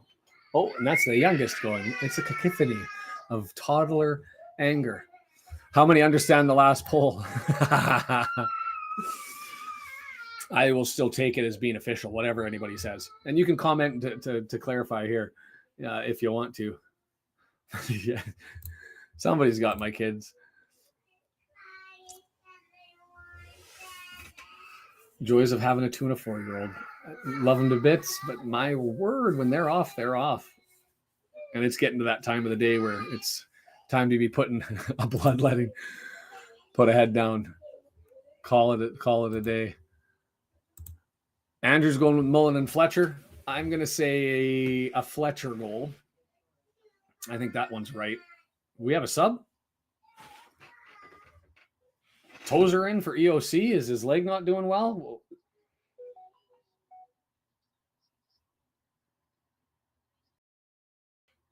Oh, Bolton coming off for Barney. I didn't. Interesting. I didn't notice that there was an injury issue, so that might be a form issue and just an opportunity to stir the drink a little bit on that right-hand side. And all right, we'll take that. Barney getting a crack then. Is Donnie going to go from left to right on the screen? Wrexham from right to left. Footy's Crown. Did we lose 50 viewers? They probably saw 1-0 Doncaster and logged in. Could have been. I'm interested to see what happens here because I forgot to send the Twitter link out, and whether that is fundamental and seminal as to what people do when they view, I don't know.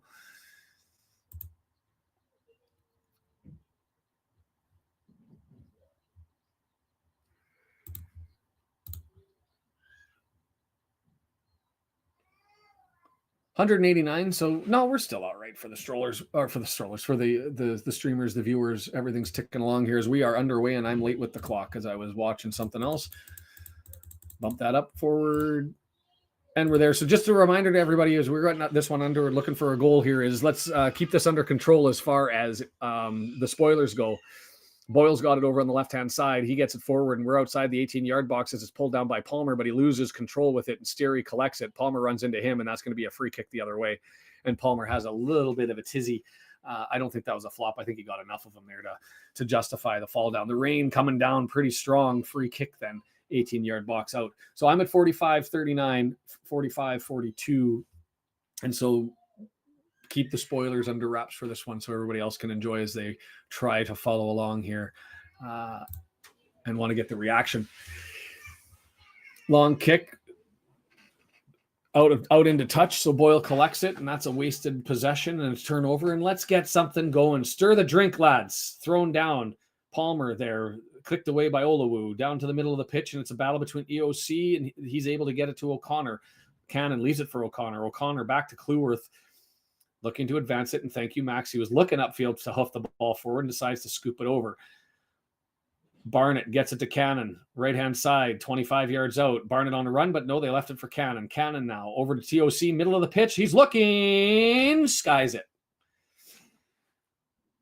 6 feet over top. That'll be a shot on goal if that's a success story for the game. Add one there.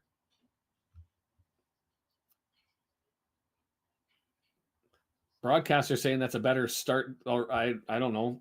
Is it?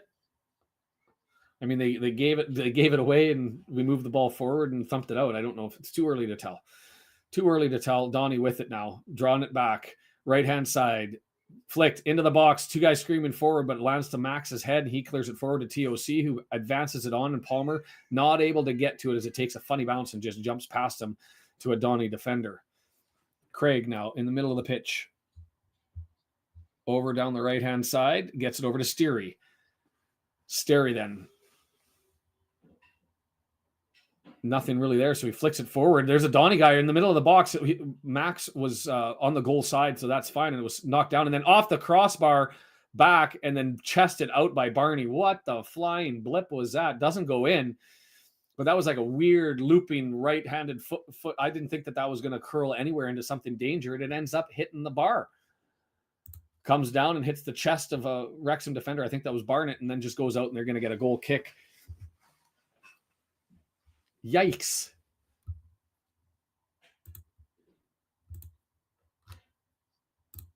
Barnett is on, Hugh. He's on.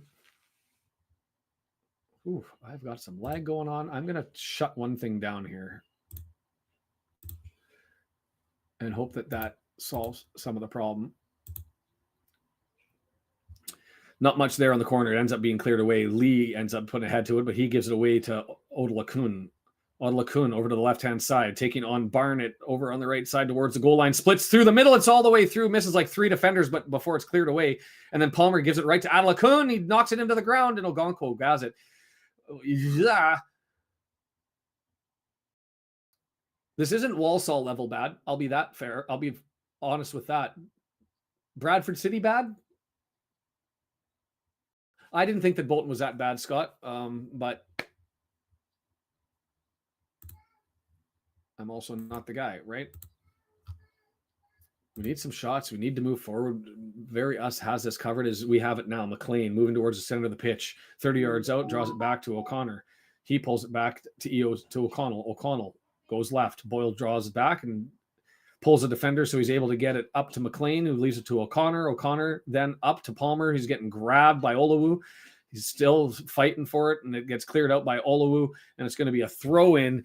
18-yard line box of the 18-yard box extended, and it's given away and then recovered. McLean over towards the flag. Sterry there. McLean kicks it past him. Can he get to the ball? Taking on two guys, and McLean just not able to get control, and it's kicked out. W&G, just slow down, man. Slow down. You're ahead of me. And it comes into the embedded chat at the right pace, but it's the chat on YouTube that it shows up with immediately. So people are getting it probably about 5 to 10 seconds before. So just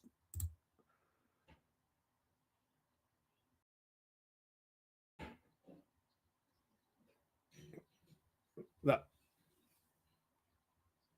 So O'Connor here from a somewhat threatening position. This isn't going to one-man wall going to be what it is, and the referee is going to back up that one-man wall. I think that's a little close. And there it is. So left-footed TOC, thank you for serving this up rather than Lee. Lots of people lined up on the 18-yard box. Here it comes. Far post. Boyle is there! Boyle. That was a gorgeous. See, this is why TOC takes every freaking set piece. Is that was just over top of everybody, curling down. Only person there for the header is Boyle. Boyle gets his head down and misses the net. 50th minute. TOC header set piece off of Lee's hard work, and Boyle misses. That's two header misses and nice little tackle by McLean, able to get that away as Donnie was screaming forward, and we didn't have any shape in the back. Now we're getting our shape there as Adelakun, 18-yard box, dancing around outside the area. Two defenders on him, Barney and Max staring him down, and he beats both, gets to the goal line, and he's pushed out, and it's going to go for a goal kick. Or no, they're going to give it as a flag and say it was touched. The first time Adelakun's done a thing. Scotland, how are you, Dance Nation? Nice to have you here. Appreciate it. I don't think we've had Scotland. It's been identified, but it's been a while. We don't get a lot of Scots here.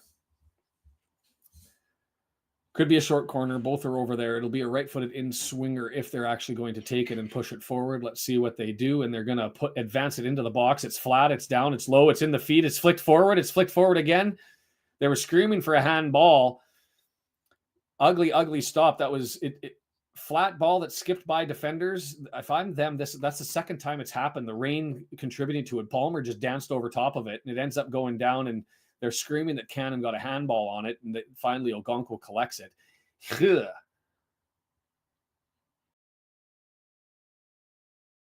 Oh, sorry, Scott. Are you from Scotland? Then I've messed up. That's on me. Bill Muir is here every see, you just got to scream and identify because I didn't know. I'm sorry to let down the Scots.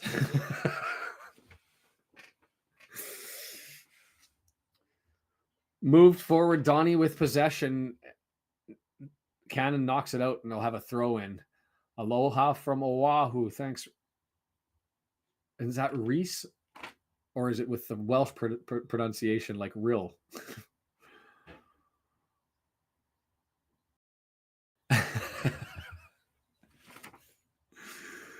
Throw in. We're able to nick it. We've got some possession. Palmer has it. We're getting the 53rd minute. What are we suggesting? 60th minute, 65 minute. We end up making the changeover and really going for it. A giveaway. We've taken advantage. McLean with it, screaming forward. He's McLean advancing. It's got Lee on the left-hand side, gives it to him. Staring down Lee. Lee looking to dance. He's got McLean over behind him, and he gives it to him. Cross is coming. It's up far post. O'Connor gets to it, but not able to get it forward, and now it's down. Here's the kick. Barnett just misses 2 feet to the right. Bah. Better. I'll update the shots here in a second as I know that they're going as 53rd. That's a McLean cross. At least I'm writing things down as that's evidence that things are happening. TOC rescues and Barney just misses. Did that hit somebody or did he just miss? Just missed. I don't know if, to be fair, he had a Donnie defender standing right in front of him. It would have had to have been some magic to end up being something. But W&G highlights the most important part. We're getting chances. Goal kick, thump down the field. Is that going to go out? EOC has to kick it out, and that's unfortunate. It might have been able to box him out and let that roll, but he takes the election, and Donnie takes it quick. Adelakun, left-hand side. Barney late to get back, and here's the cross over, and Ogonko grabs it, collects it, and away we go. He spins it quickly out to McLean, and he threw it away. Frick. Just threw it away. McLean nowhere near it.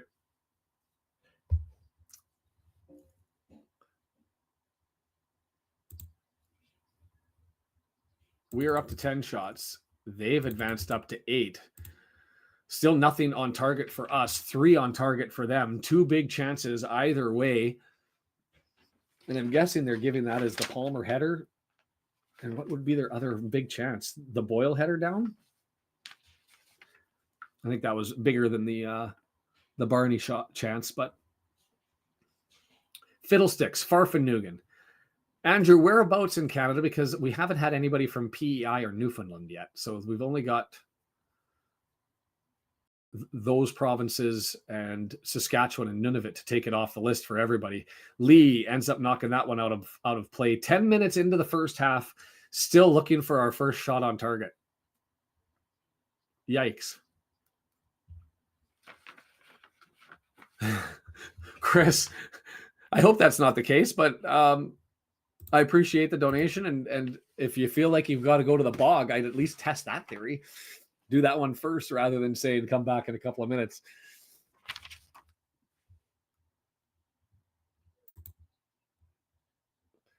Kicked all the way down, a little bit too far, and Ogonko's going to get it. Thank you, Donnie, for giving us a free possession here. Just going through the Fought Mob stats, everybody so far, the numbers are that Cannon's our man of the match. Bolton was at 6.5, by the way, when he was yanked, which was the second lowest on the team. Palmer sitting at a sub-6. Yikes. Possession 59-41. Shots are still to our advantage, but just nothing really going forward.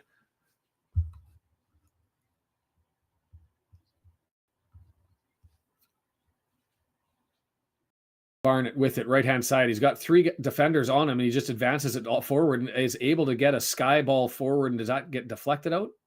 No, he doesn't. Just out and misses everybody.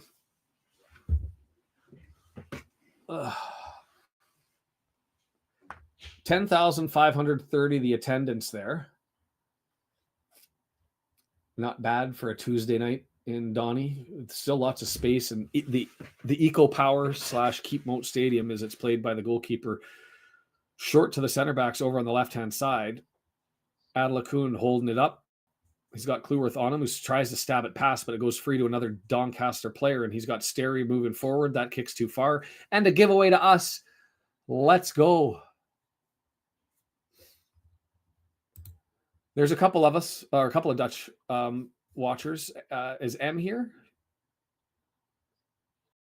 And that one had to have been kicked out. No, they say McLean didn't sell that, but I actually thought it came off. McLean played it off of a Donny player, but McLean walked away.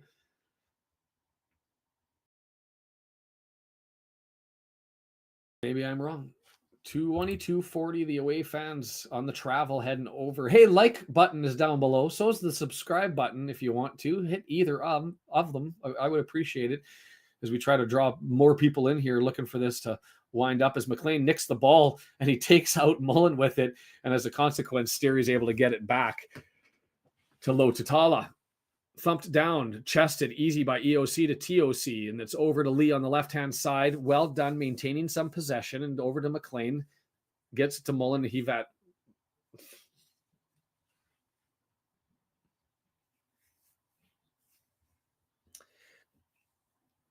Had time, had space, decides to advance it to Palmer on the left-hand side and leads him by probably about 15, 20 feet.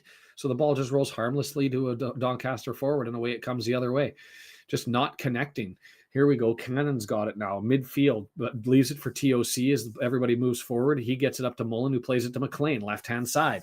McLean now draws it back to Boyle over on the left. Are we going to do a switch? It's over to EOC, and he's going to set it up. Is the play better? I don't know. What do you guys think? I'd say it's pretty much par for the course. We've that's going to be our throw in on the left-hand side. Oh, interesting. Fletcher getting instructions at the 60th minute. That's a little bit early.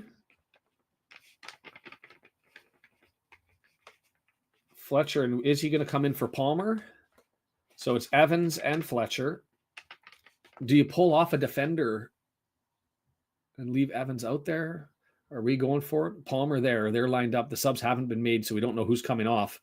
And it's played forward. Doncaster with possession. Two guys forward. And it Boyle clipping the heel and a yellow card coming.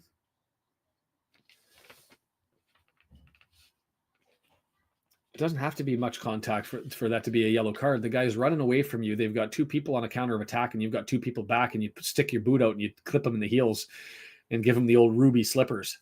That was an intentional metaphor. The ruby slipper click of the heels and brought him down to ground. So Boyle's out and Fletcher going in. And that's Evans coming in. So we've got three strikers up forward. Yeah, 4-4-2 or a 4-3-3. So O'Connor's going to go left center back and with Evans in.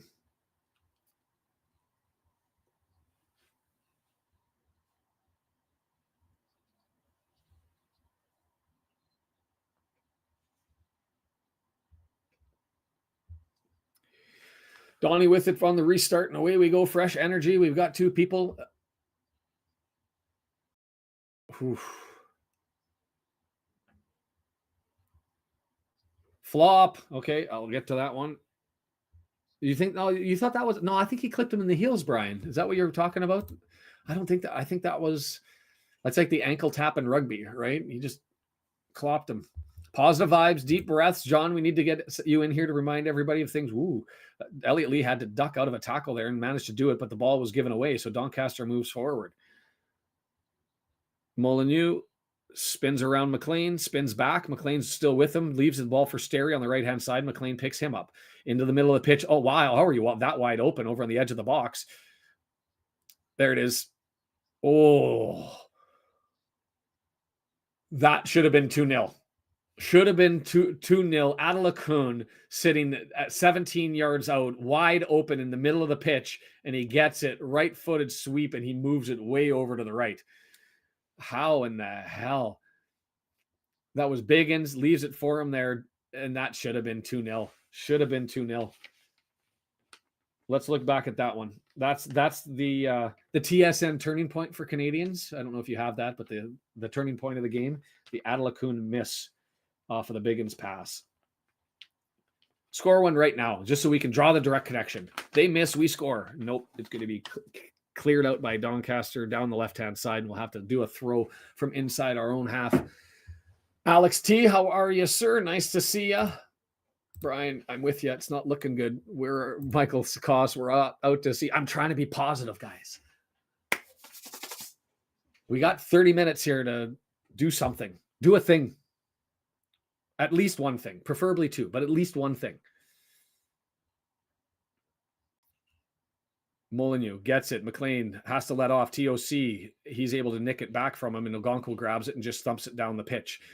Fletcher, good first touch, knocks it down, gets pressed in the back, but he stays on his feet, gets held by his hands, still stays on his feet, and he gets it down over to Cannon and now to McLean. Or sorry, to Evans and then to McLean. Evans, right footer, tough ball for Barney to go and collect, but he grabs it and collects it, knocks it back to Cleworth. Cleworth with the switch on, gets it over to EOC.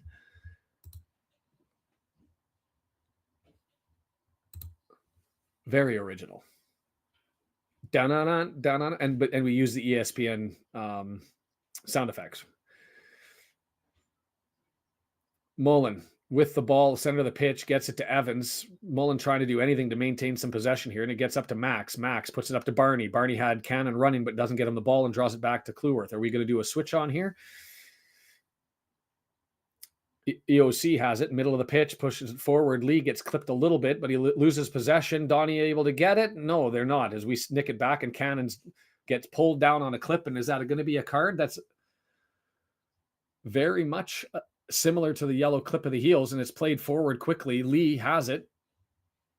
I thought the reaction there that they might have blown the whistle, but it's advanced forward and headed away. Is that going to go out? See, McLean not wanting it. Like, he just slow on his feet there and didn't realize I'm going to go and chase that down. Deandra's running out of optimism. We already have had some subs, right? We had the Bolton halftime sub. We had Palmer come out in for Fletcher. We had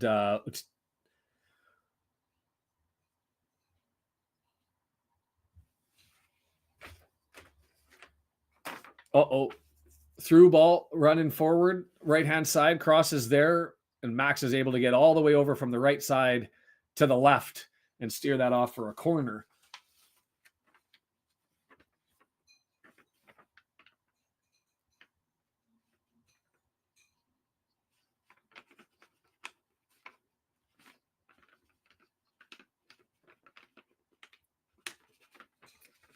Always have one player over there under threat of taking a short corner. They're doing this from the right side as well. The players are all taking shape in the... I hope you're right, but we're on the wrong side of the goal unless you know something that I don't, but I will take it. Hey, Des, it's nice to have you, and I'm glad you found your phone, more importantly, as they're taking their time. Short corner, Adelakun with it now. Out to the middle of the pitch, and there's the great save by Okonkwo. Big stretch out to the right. That one coming forward. Molyneux. And we're going to give a free kick away here from just right next to the goal line. Molyneux, 20 yards out, left-footed, over top of everybody. Had that far post earmarked. I'll play the video in a bit, but I just want to watch what happened in the corner here. Is we're going to get a free kick a quarter of a yard off the goal line and probably about, 5 yards in from the corner flag. I would assume they're going to take this as a short corner, as Mullen and Barney are out there to guard against. This would be a very short porch entry.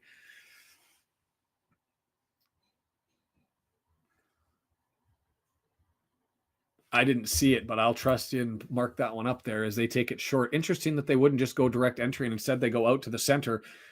left-footed. This is what they've been doing, though. They haven't been crossing from the wings like we live in the next to the box for our corners. All of their crosses have come from the middle of the pitch, sort of that 1/3 from either sideline. And that's, they took the short corner, went right there, had the entry, and it was threatening again.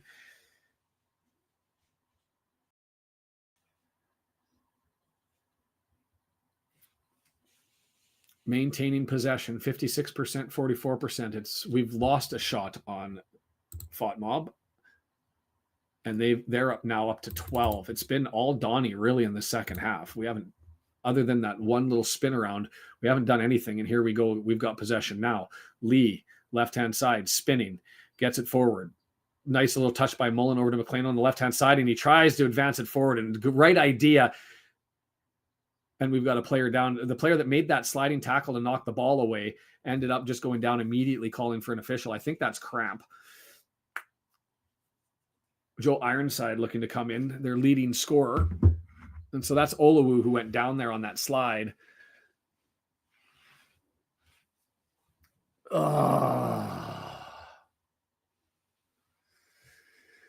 Still no shots on target. Still no shots on target. John, you're exactly right. I want to be Orion Fox. Faithful take heart. Victory is now guaranteed, and he's turned his hat backwards. It's on. Maybe I should grab that white jersey. Could it be that simple? Last time I changed from black to white, we scored within like 2 minutes, 3 minutes. Ogonkwo out to play this one back. It's going to go all the way down the right-hand side. Touched on by Fletcher, but Mullen's not able to collect. And here it comes back. Doncaster with possession, but a bad first touch, but actually collected in any event. And Donnie's got it now. Throw in coming. Ho-hum, twiddly-dum.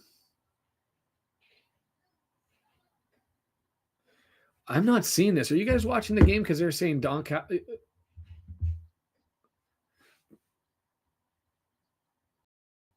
Get the rally jersey.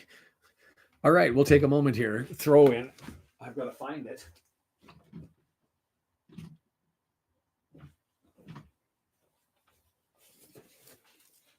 It's all the way forward as I'm watching over the shoulder while I'm changing clothes here. This is dedication. This is focus. 22 yards out. Doncaster moving towards the middle of the pitch. There's the entry. It's behind and just missed to the left-hand side. Is that Adelakun again? It is, and he kicks the post in frustration, as he's probably should have had one there. It should be maybe 3-0. Maybe, but now I put the jersey on, so now the things will change. But that was another one of those, just a third of the way from, in towards the middle of the pitch from the end lines and across to the far post, and we just haven't been able to deal with it. Just going over top of our defender and landing on an attacking player who's coming in behind. And it just over and over and over and over and over again. Stripping for support. Bam, bam, bam, bam, bam, bam. I won't do any dancing. Not what you guys want to see by any stretch of the imagination. And Ogonkwo has it to get us restarted. 20 minutes in regular time, and now we've got the jersey on and we're feeling the love. And I'll take all of the heat for making us wait as the goal is coming now. Oh, that's a flop. How about simulation more than anything else? He tried to box out Mullen, who was chasing down. Palmer advanced it. Wasn't going to be able to make a play on the ball. Olawu and Mullen get into it. And Olawu does a full stop, hop, jump as it's going out to get the free kick. Mullen wouldn't have got there anyway. Ever responsive to the fans' needs. Dun, dun, dun. No, I got to stop that. Won't do no harm changing shirt. I'll use whatever I can, right? Yeah, Dave, I'm with you. They probably should be 3 up. Adelakun there, and I forget what minute that was. I'm going to write down 69th. As Fletcher has it, advances it forward. Olawu and Mullen into the battle, and is that a corner or a throw-in? That's a throw-in, I think.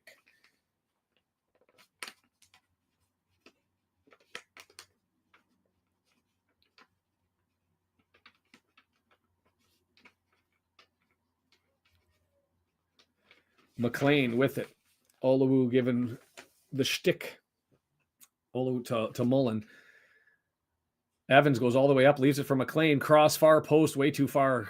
Barney going to be able to get over there and preserve possession. He is. Well done. Draw it back to Max. Yep, that was the only outlet that you had, so you had to take it. And Adelakun goes out to challenge, and Evans working hard. He was over in the far left corner, gets all the way over to the right-hand side in the middle of the pitch to allow for this corner to come in.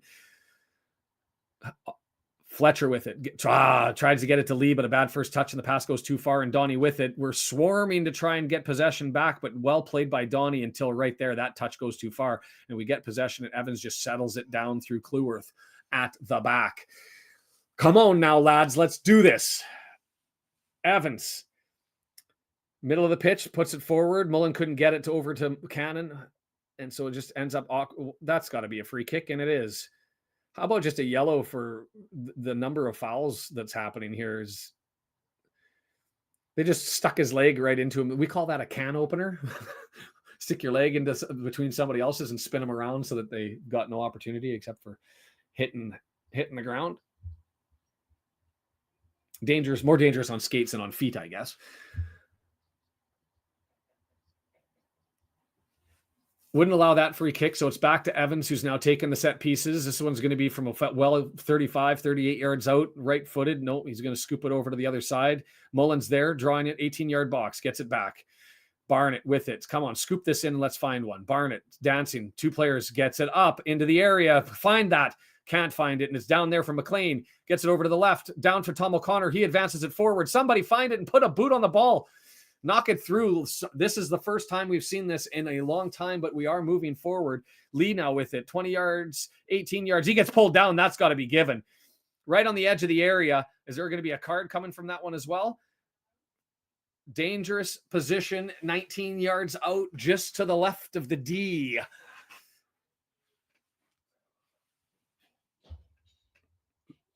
The push is on. Left it till the 11th hour, but we've decided, you know what? 70th minute, let's start playing now. You know what I mean? So Mullen's going to stand there. He's scored from further back. I don't know if he's going to have that to bend it. That's going to be a massive wall in front of him.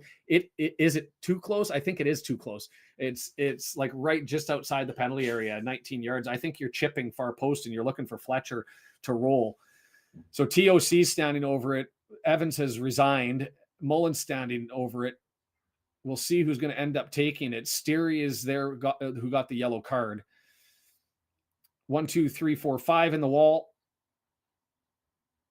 The forwards appropriately making it look like they're not even paying attention to anything coming. Oluwu and Fletcher. Oluwu pushing Fletcher offside. 2 goals, please. Here's it is. To TOC, flicks it to Mullen outside the box and into the wall. So that was one of those little trick plays where you just try to advance it to a different position, 2 feet away, 3 feet away from where it was. And well played, well struck, but just into the bottom of the wall. Would have been dangerous if it was there. I'm with you, Chris. We're all hoping for it. We're all cheering for it. I know, but we're putting the possibility of promotion at risk by losing these games. Like, this was the opportunity to pull the distance away from MK Dons and Barrow. Anyway, still more possession from us. Right-hand side, 3 players. Cannon interplay with Barnett. Cannon with it towards the goal line. Here it comes, and that's going to be a corner to the right side. Would you believe this? Our first corner of the match. 75th minute. The fans are drawing into it. The 2,000 plus away. You can hear them echoing through. First corner. And who went over there? Is that TOC? It is, because George is in the middle. So it's going to be a left-footed in-swinger. Barnett and Cannon have been looking good. Better than Bolton, to be fair, but I didn't think Bolton was bad. That's right into the middle and easily headed away. It was a nice flat ball with firm, but just nobody there to collect it. Barney punches it back forward. Fletcher able to knock it down. They're screaming for a handball, not given. I didn't see anything there, and O'Connor gets it back in, headed away. Going to go out for a throw? No, it's stopped over there on the right-hand side. Is that McLean on the opposite side? Yes, it is. He's there with it, gets the cross in. Mullen was there, but it's knocked out. Corner number 2. I will take some Fletcher magic. I hope you guys aren't spoiling and you're waiting. I don't know. Part of me hopes that this just goes in, and I'll have to admonish you later, but it's a left footer here. Going to go in. TOC, put down. Still there, back heel, and it's in!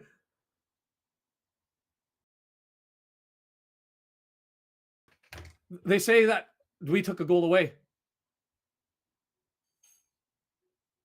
Did Mullen touch that offside? Because it was going in. Mullen, looking for 100, takes away a goal. That was going in. That was a back heel, and it didn't have to be touched. We took a goal away by ourselves. Are you kidding? Fletcher has it set up, back heel, goes to go in, and it's heading in. That's heading in, and Mullen touches it offside. Fuck.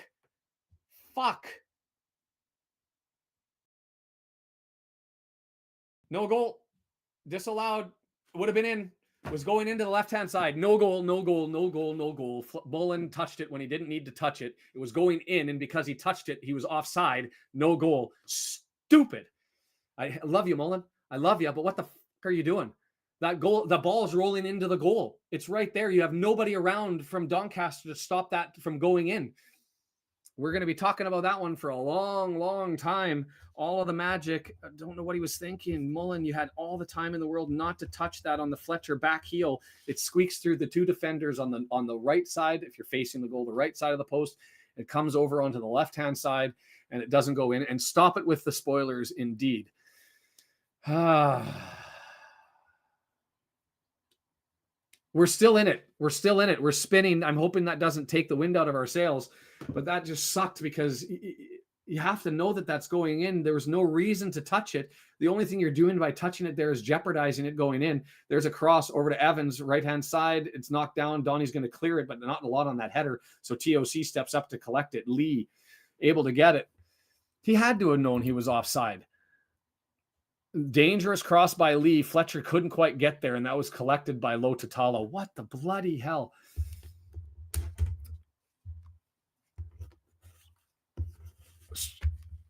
Oluwu's got cramps again, so he's going to go down.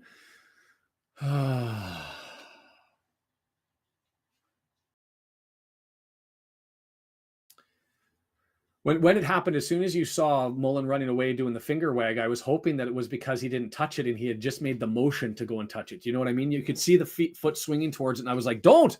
So here's the play. It comes in. It goes under McLean's leg. It's touched by the defender, and Fletcher steps up, back heels it. It goes through three guys, and there's nobody within 8 feet of him, 10 feet of him.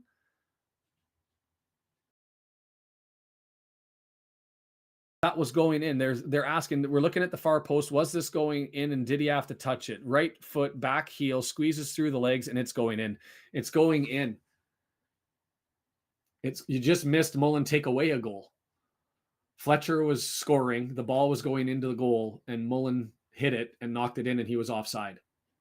Oh, sorry, Dave. Thank you. It was O'Connell who backheeled it, not Fletcher. I'll take that. No, it wasn't touching the woodwork. Inside. It was going to touch the woodwork on the inside. But even then, you still have 10 feet. Get out the curling broom, sweep that thing, try to keep the line in, and if it doesn't go, then touch it and hope that you're onside, right? Because you know that by that point, the defenders are running back as well. You have to be able to read that fast. I mean, these guys can make those reads. They're professionals. They play the game. Am I expecting too much? Maybe. I don't know. To me, I don't think he's thinking all about that. He's just thinking, I'm taking this goal. Like, I'm putting this in. Fletcher heads it, middle of the box. Mullen pulled backwards, but not firmly enough to be able to give a penalty. And so Doncaster's able to clear it. And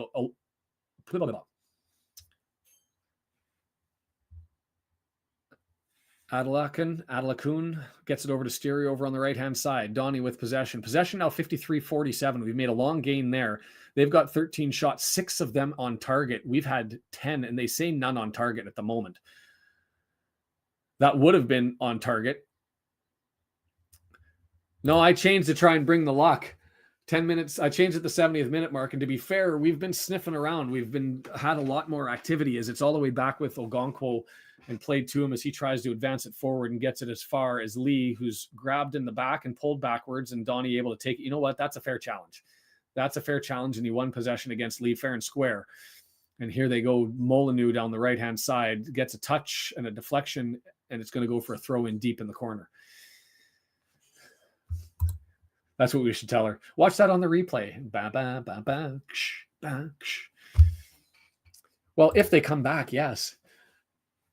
Maybe I'll go with the Betty Buzz hoodie red. I don't know what to do. I wore the hoodie. I've worn the hat. Nothing's been magic. I'm running out of options here.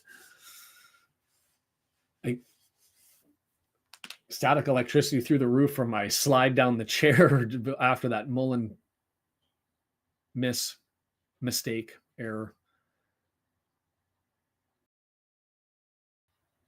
So we're going to have a throw in here on the right-hand side, still in our own half. 8 minutes left. There will be some extra time. Olowo went down.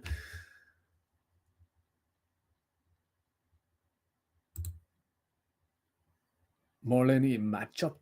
Yeah, he made a mistake. Isanga Joe. It was a mistake.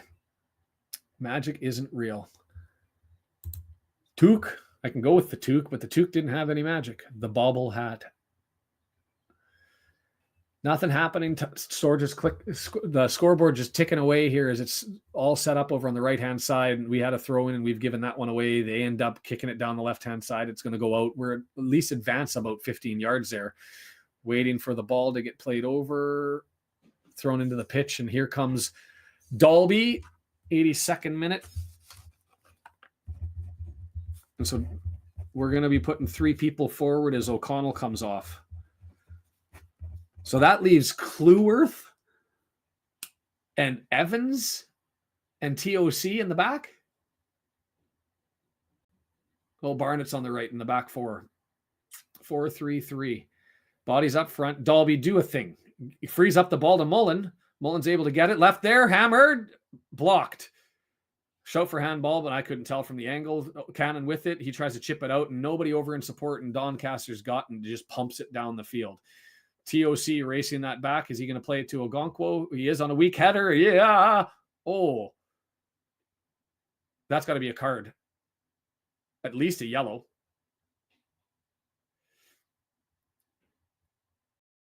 It was a clumsy challenge there by whoever that was running forward from Doncaster. Ogonkwo had to go down and collect that with a slide, and he ended up colliding into Ogonkwo and flipping up over top of him.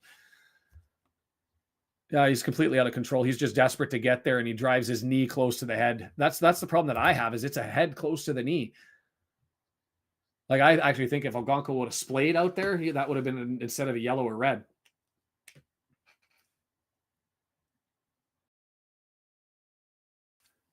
That country's feeling it. Clueworth, right-footed, all long, deep ball, gets it over to Fletcher, who heads it too far to McLean. Goes straight out. Easy. Easy.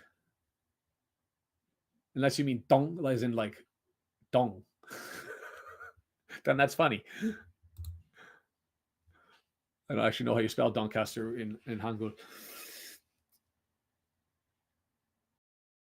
It does. That one, tell me I'm wrong. I mean, it was a yellow. It was a clear yellow. Vince is screaming for a goal and cheering for one. I know that he's cheering for one because we're nowhere close to it, as we're going to have a substitution coming in here for Doncaster. Craig coming in, defensive midfielder. The slow walk.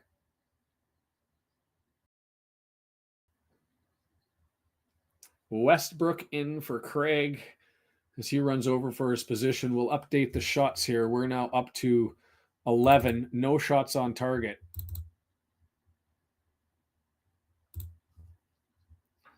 Five minutes left. Can you imagine Wrexham 85 minutes and not a single shot on target in the game?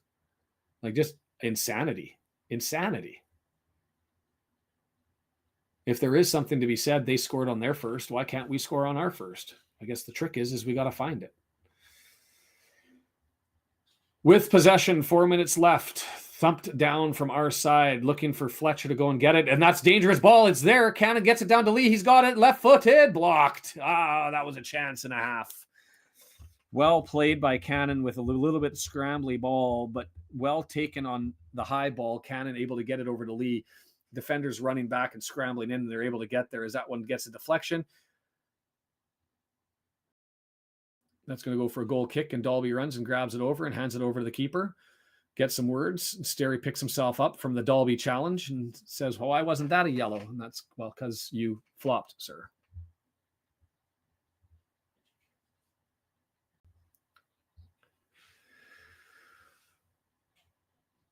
Still waiting for Lototella to get this one in. I'm going to have to start a clock. Yeah, I think it was, I mean, he got dangerously, and he kicked it out. Thank you, Lototella, all that time, and then he gave us possession. We'll take that. You can take that extra 10 seconds if you want to, if you're going to give it to us. Ain't that the question, Deandra? How does this team get your hopes up one week and completely destroy it the next? Tozer's still sitting on the bench. Moved forward. Mullen, tough first touch, and so it's going to go too far. Is it going to get cleared out for a throw-in? Yes, it is, and so Cannon races over to get it. We're 3 minutes until we find out how much added time we have. Cannon gets it. Short throw from Barney. He's dancing. He's in the corner with 2 guys on him. Is he able to maintain possession? No, it's taken away. Nobody wants to touch it because they don't want to make it look like they're interfering with each other, and instead we give the ball up, and now it's a 2-on-1. Oh, well done. It's cleared away. Come on, lads, find some magic here. McLean over to Evans, deflected. Donnie's going to be able to get it as they're thumping it down the pitch. O'Connor gets it over to Max. Max is going to have to get it to Okonkwo, and he's collected it and throws it forward. TOC, left-hand side. Midfield gets the far cross over. Cannon has it now, chested down nicely by Dalby, so give him credit for that. Barney with it, right-hand side. Cannon, yeah, the pass is too far and just gave it away, and it's going to go at least for a throw-in.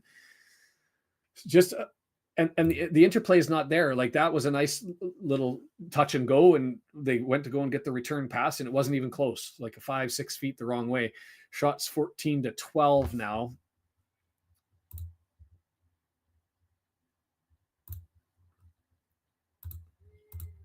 Out of sync, no injuries. Oh, Dalby helps it on, gets it over, tries to get it to Fletcher, but Olawu's able to get it up in the air. Evans into a battle in the midfield, gets it over. Lead, not able to get to that one, and Evans has to run back and collect, and he just sends it all the way back to Ogonkwo. 1 minute until we find out how much extra time we have. I'm not expecting too much. Olawu was down a couple of times, but no goals, not a lot of... So maybe 4 minutes at max. Is that what we're hoping for?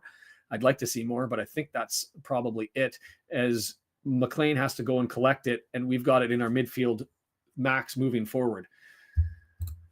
Yeah, I think that's probably the reality. I mean, if the teams below us keep losing, they'll help, but this was one that would have been so much easier just to take some points away and advance forward.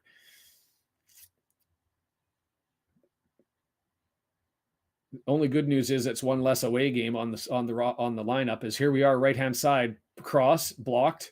Is it going to go out for a throw? It does, and Barney collects it. Give it to Cannon. Not looking for somebody to come forward. So Max moves all the way forward to collect it. He's going to line up across, flat headed, and rolls harmlessly. Fletcher probably about 4 feet away.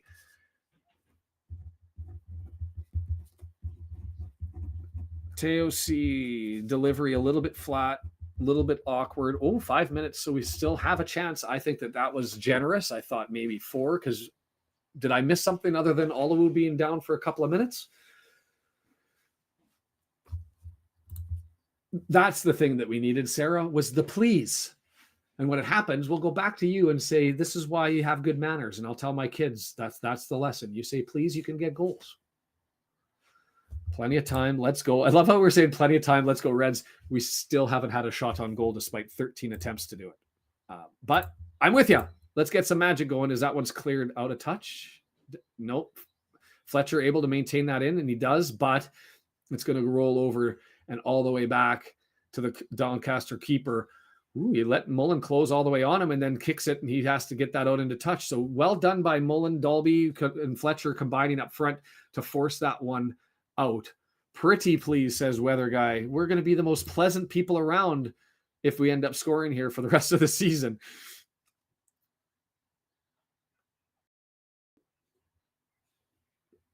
Minute gone. It has been well done by Doncaster in keeping us away from any opportunity here, as we're finally building up through the ground over to McLean on the left-hand side. going to be left back in behind for TOC. He's got it now. Switch is going to be on over to Max Kluworth, trying to get it to the right-hand side. Still trying to find somebody. The documentary pulled me in, and it's moved forward, takes a deflection, shout for handball, nothing given. I didn't see a handball. I think that was a bit desperation. We'll get a corner out of it. Let's have a look at this. That was a Max Kluworth right-footed cross to try to advance that in. Maybe even a shot. I think that hit his hand, but I also think I don't know if he could have got that out of the way. It did hit his hand. He's got his hand down to the side, though. Anyway, score here.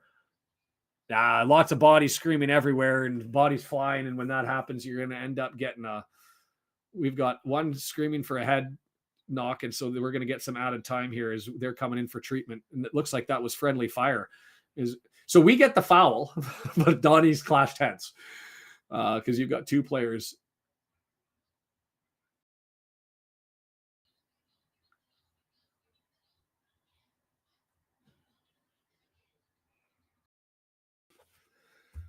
Famous Canadian bought the team. Yeah, his arm was down. It was to his side. He didn't make a motion to go and get to the ball. You know, the only question, did he have enough time to move it out of the way? I don't think that's the obligation. He was just there all shelled up and it hit him. I'm not going to call it handball, but have I seen bad calls that have gone the other way? Sure.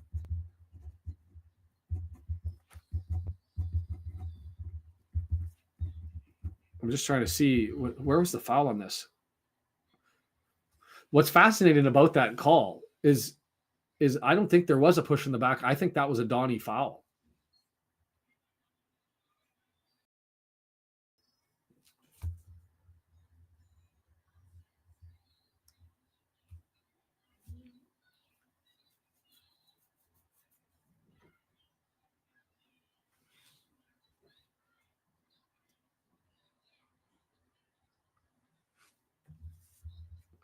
Still waiting. Players still down. Fletcher's walking around over there. The time's not going to run, so we'll still have roughly 3.5 minutes afterwards. It looks like he's bleeding.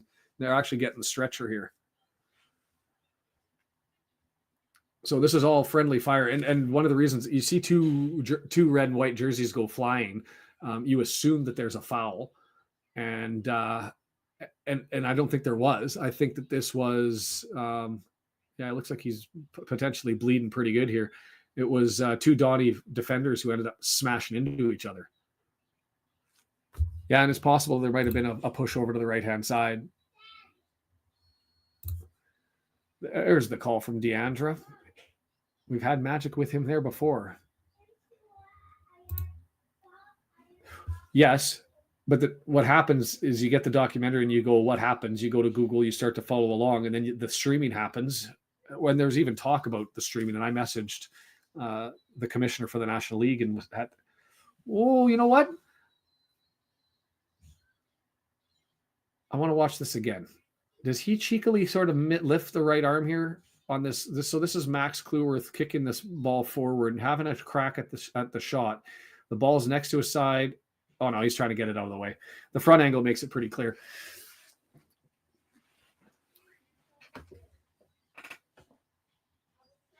So not going to take the stretcher, going to walk off the pitch on his own accord. Look, with how wobbly his legs are, I don't think that was the right decision. You got to take care of the man because he's all over the place. He's clearly taken a knock, and that's not what you want to see. He's bleeding and he's wonky.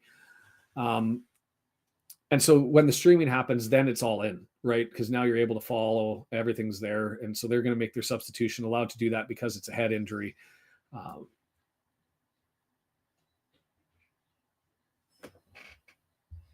Is that's their captain that went out, Wood? Is that who it was? Yes, it was Wood. So 3 minutes to go. I think we're going to get to the 7.5 minute mark here, at least as far as the added time goes, as it's plays restarted and it slumped down the pitch. And that's, we snuck in. Tozer's in. I don't know when Tozer came in. Did we sneak that sub in while this was all happening?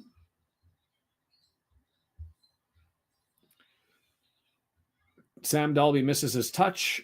It rolls out.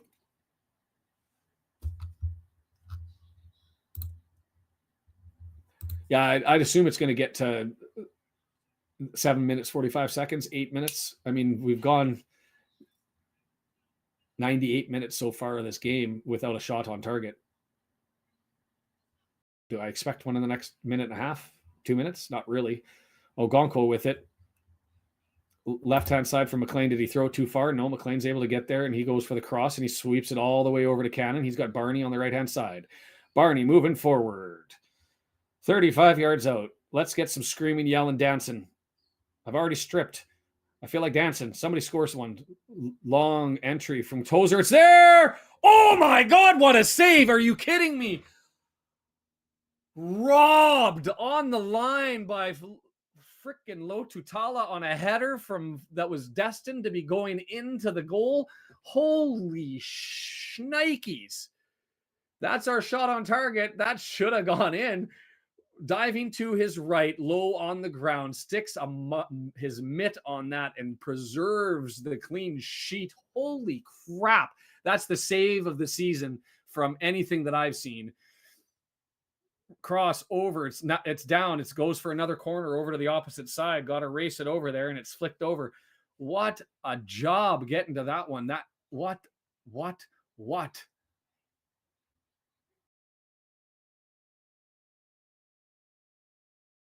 Cannon's unmarked, edge of the box. Give it to Cannon.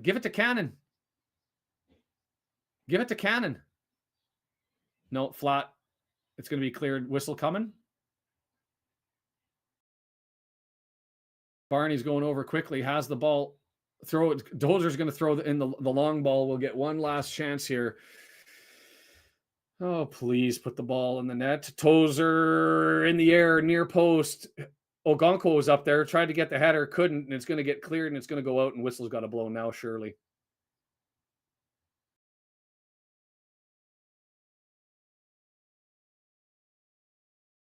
No whistle yet. Giving us a lot of time here. What the hell? Yeah, that reaction save. He's right at the 6-yard box with a bullet header to the right, his left, and he gets over there with the hand and gets to it. That's save of the season. There's the whistle.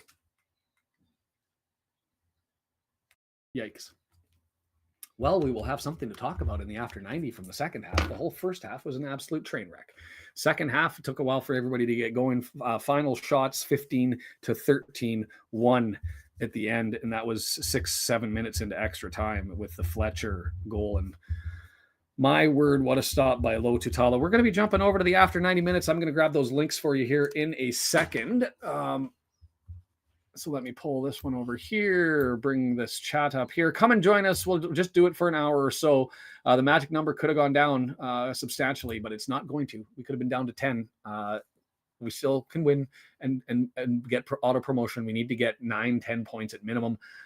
Arguably, some people may 7. The Palmer effect does come to an end. Hey, thank you for everybody for being here. The members down below, Chris for the donations as he went through everything, the people who are liking, DeAndre who threw the tweet out, Brandon for everything that he does. W&G gets to have a day enjoying it, which is awesome.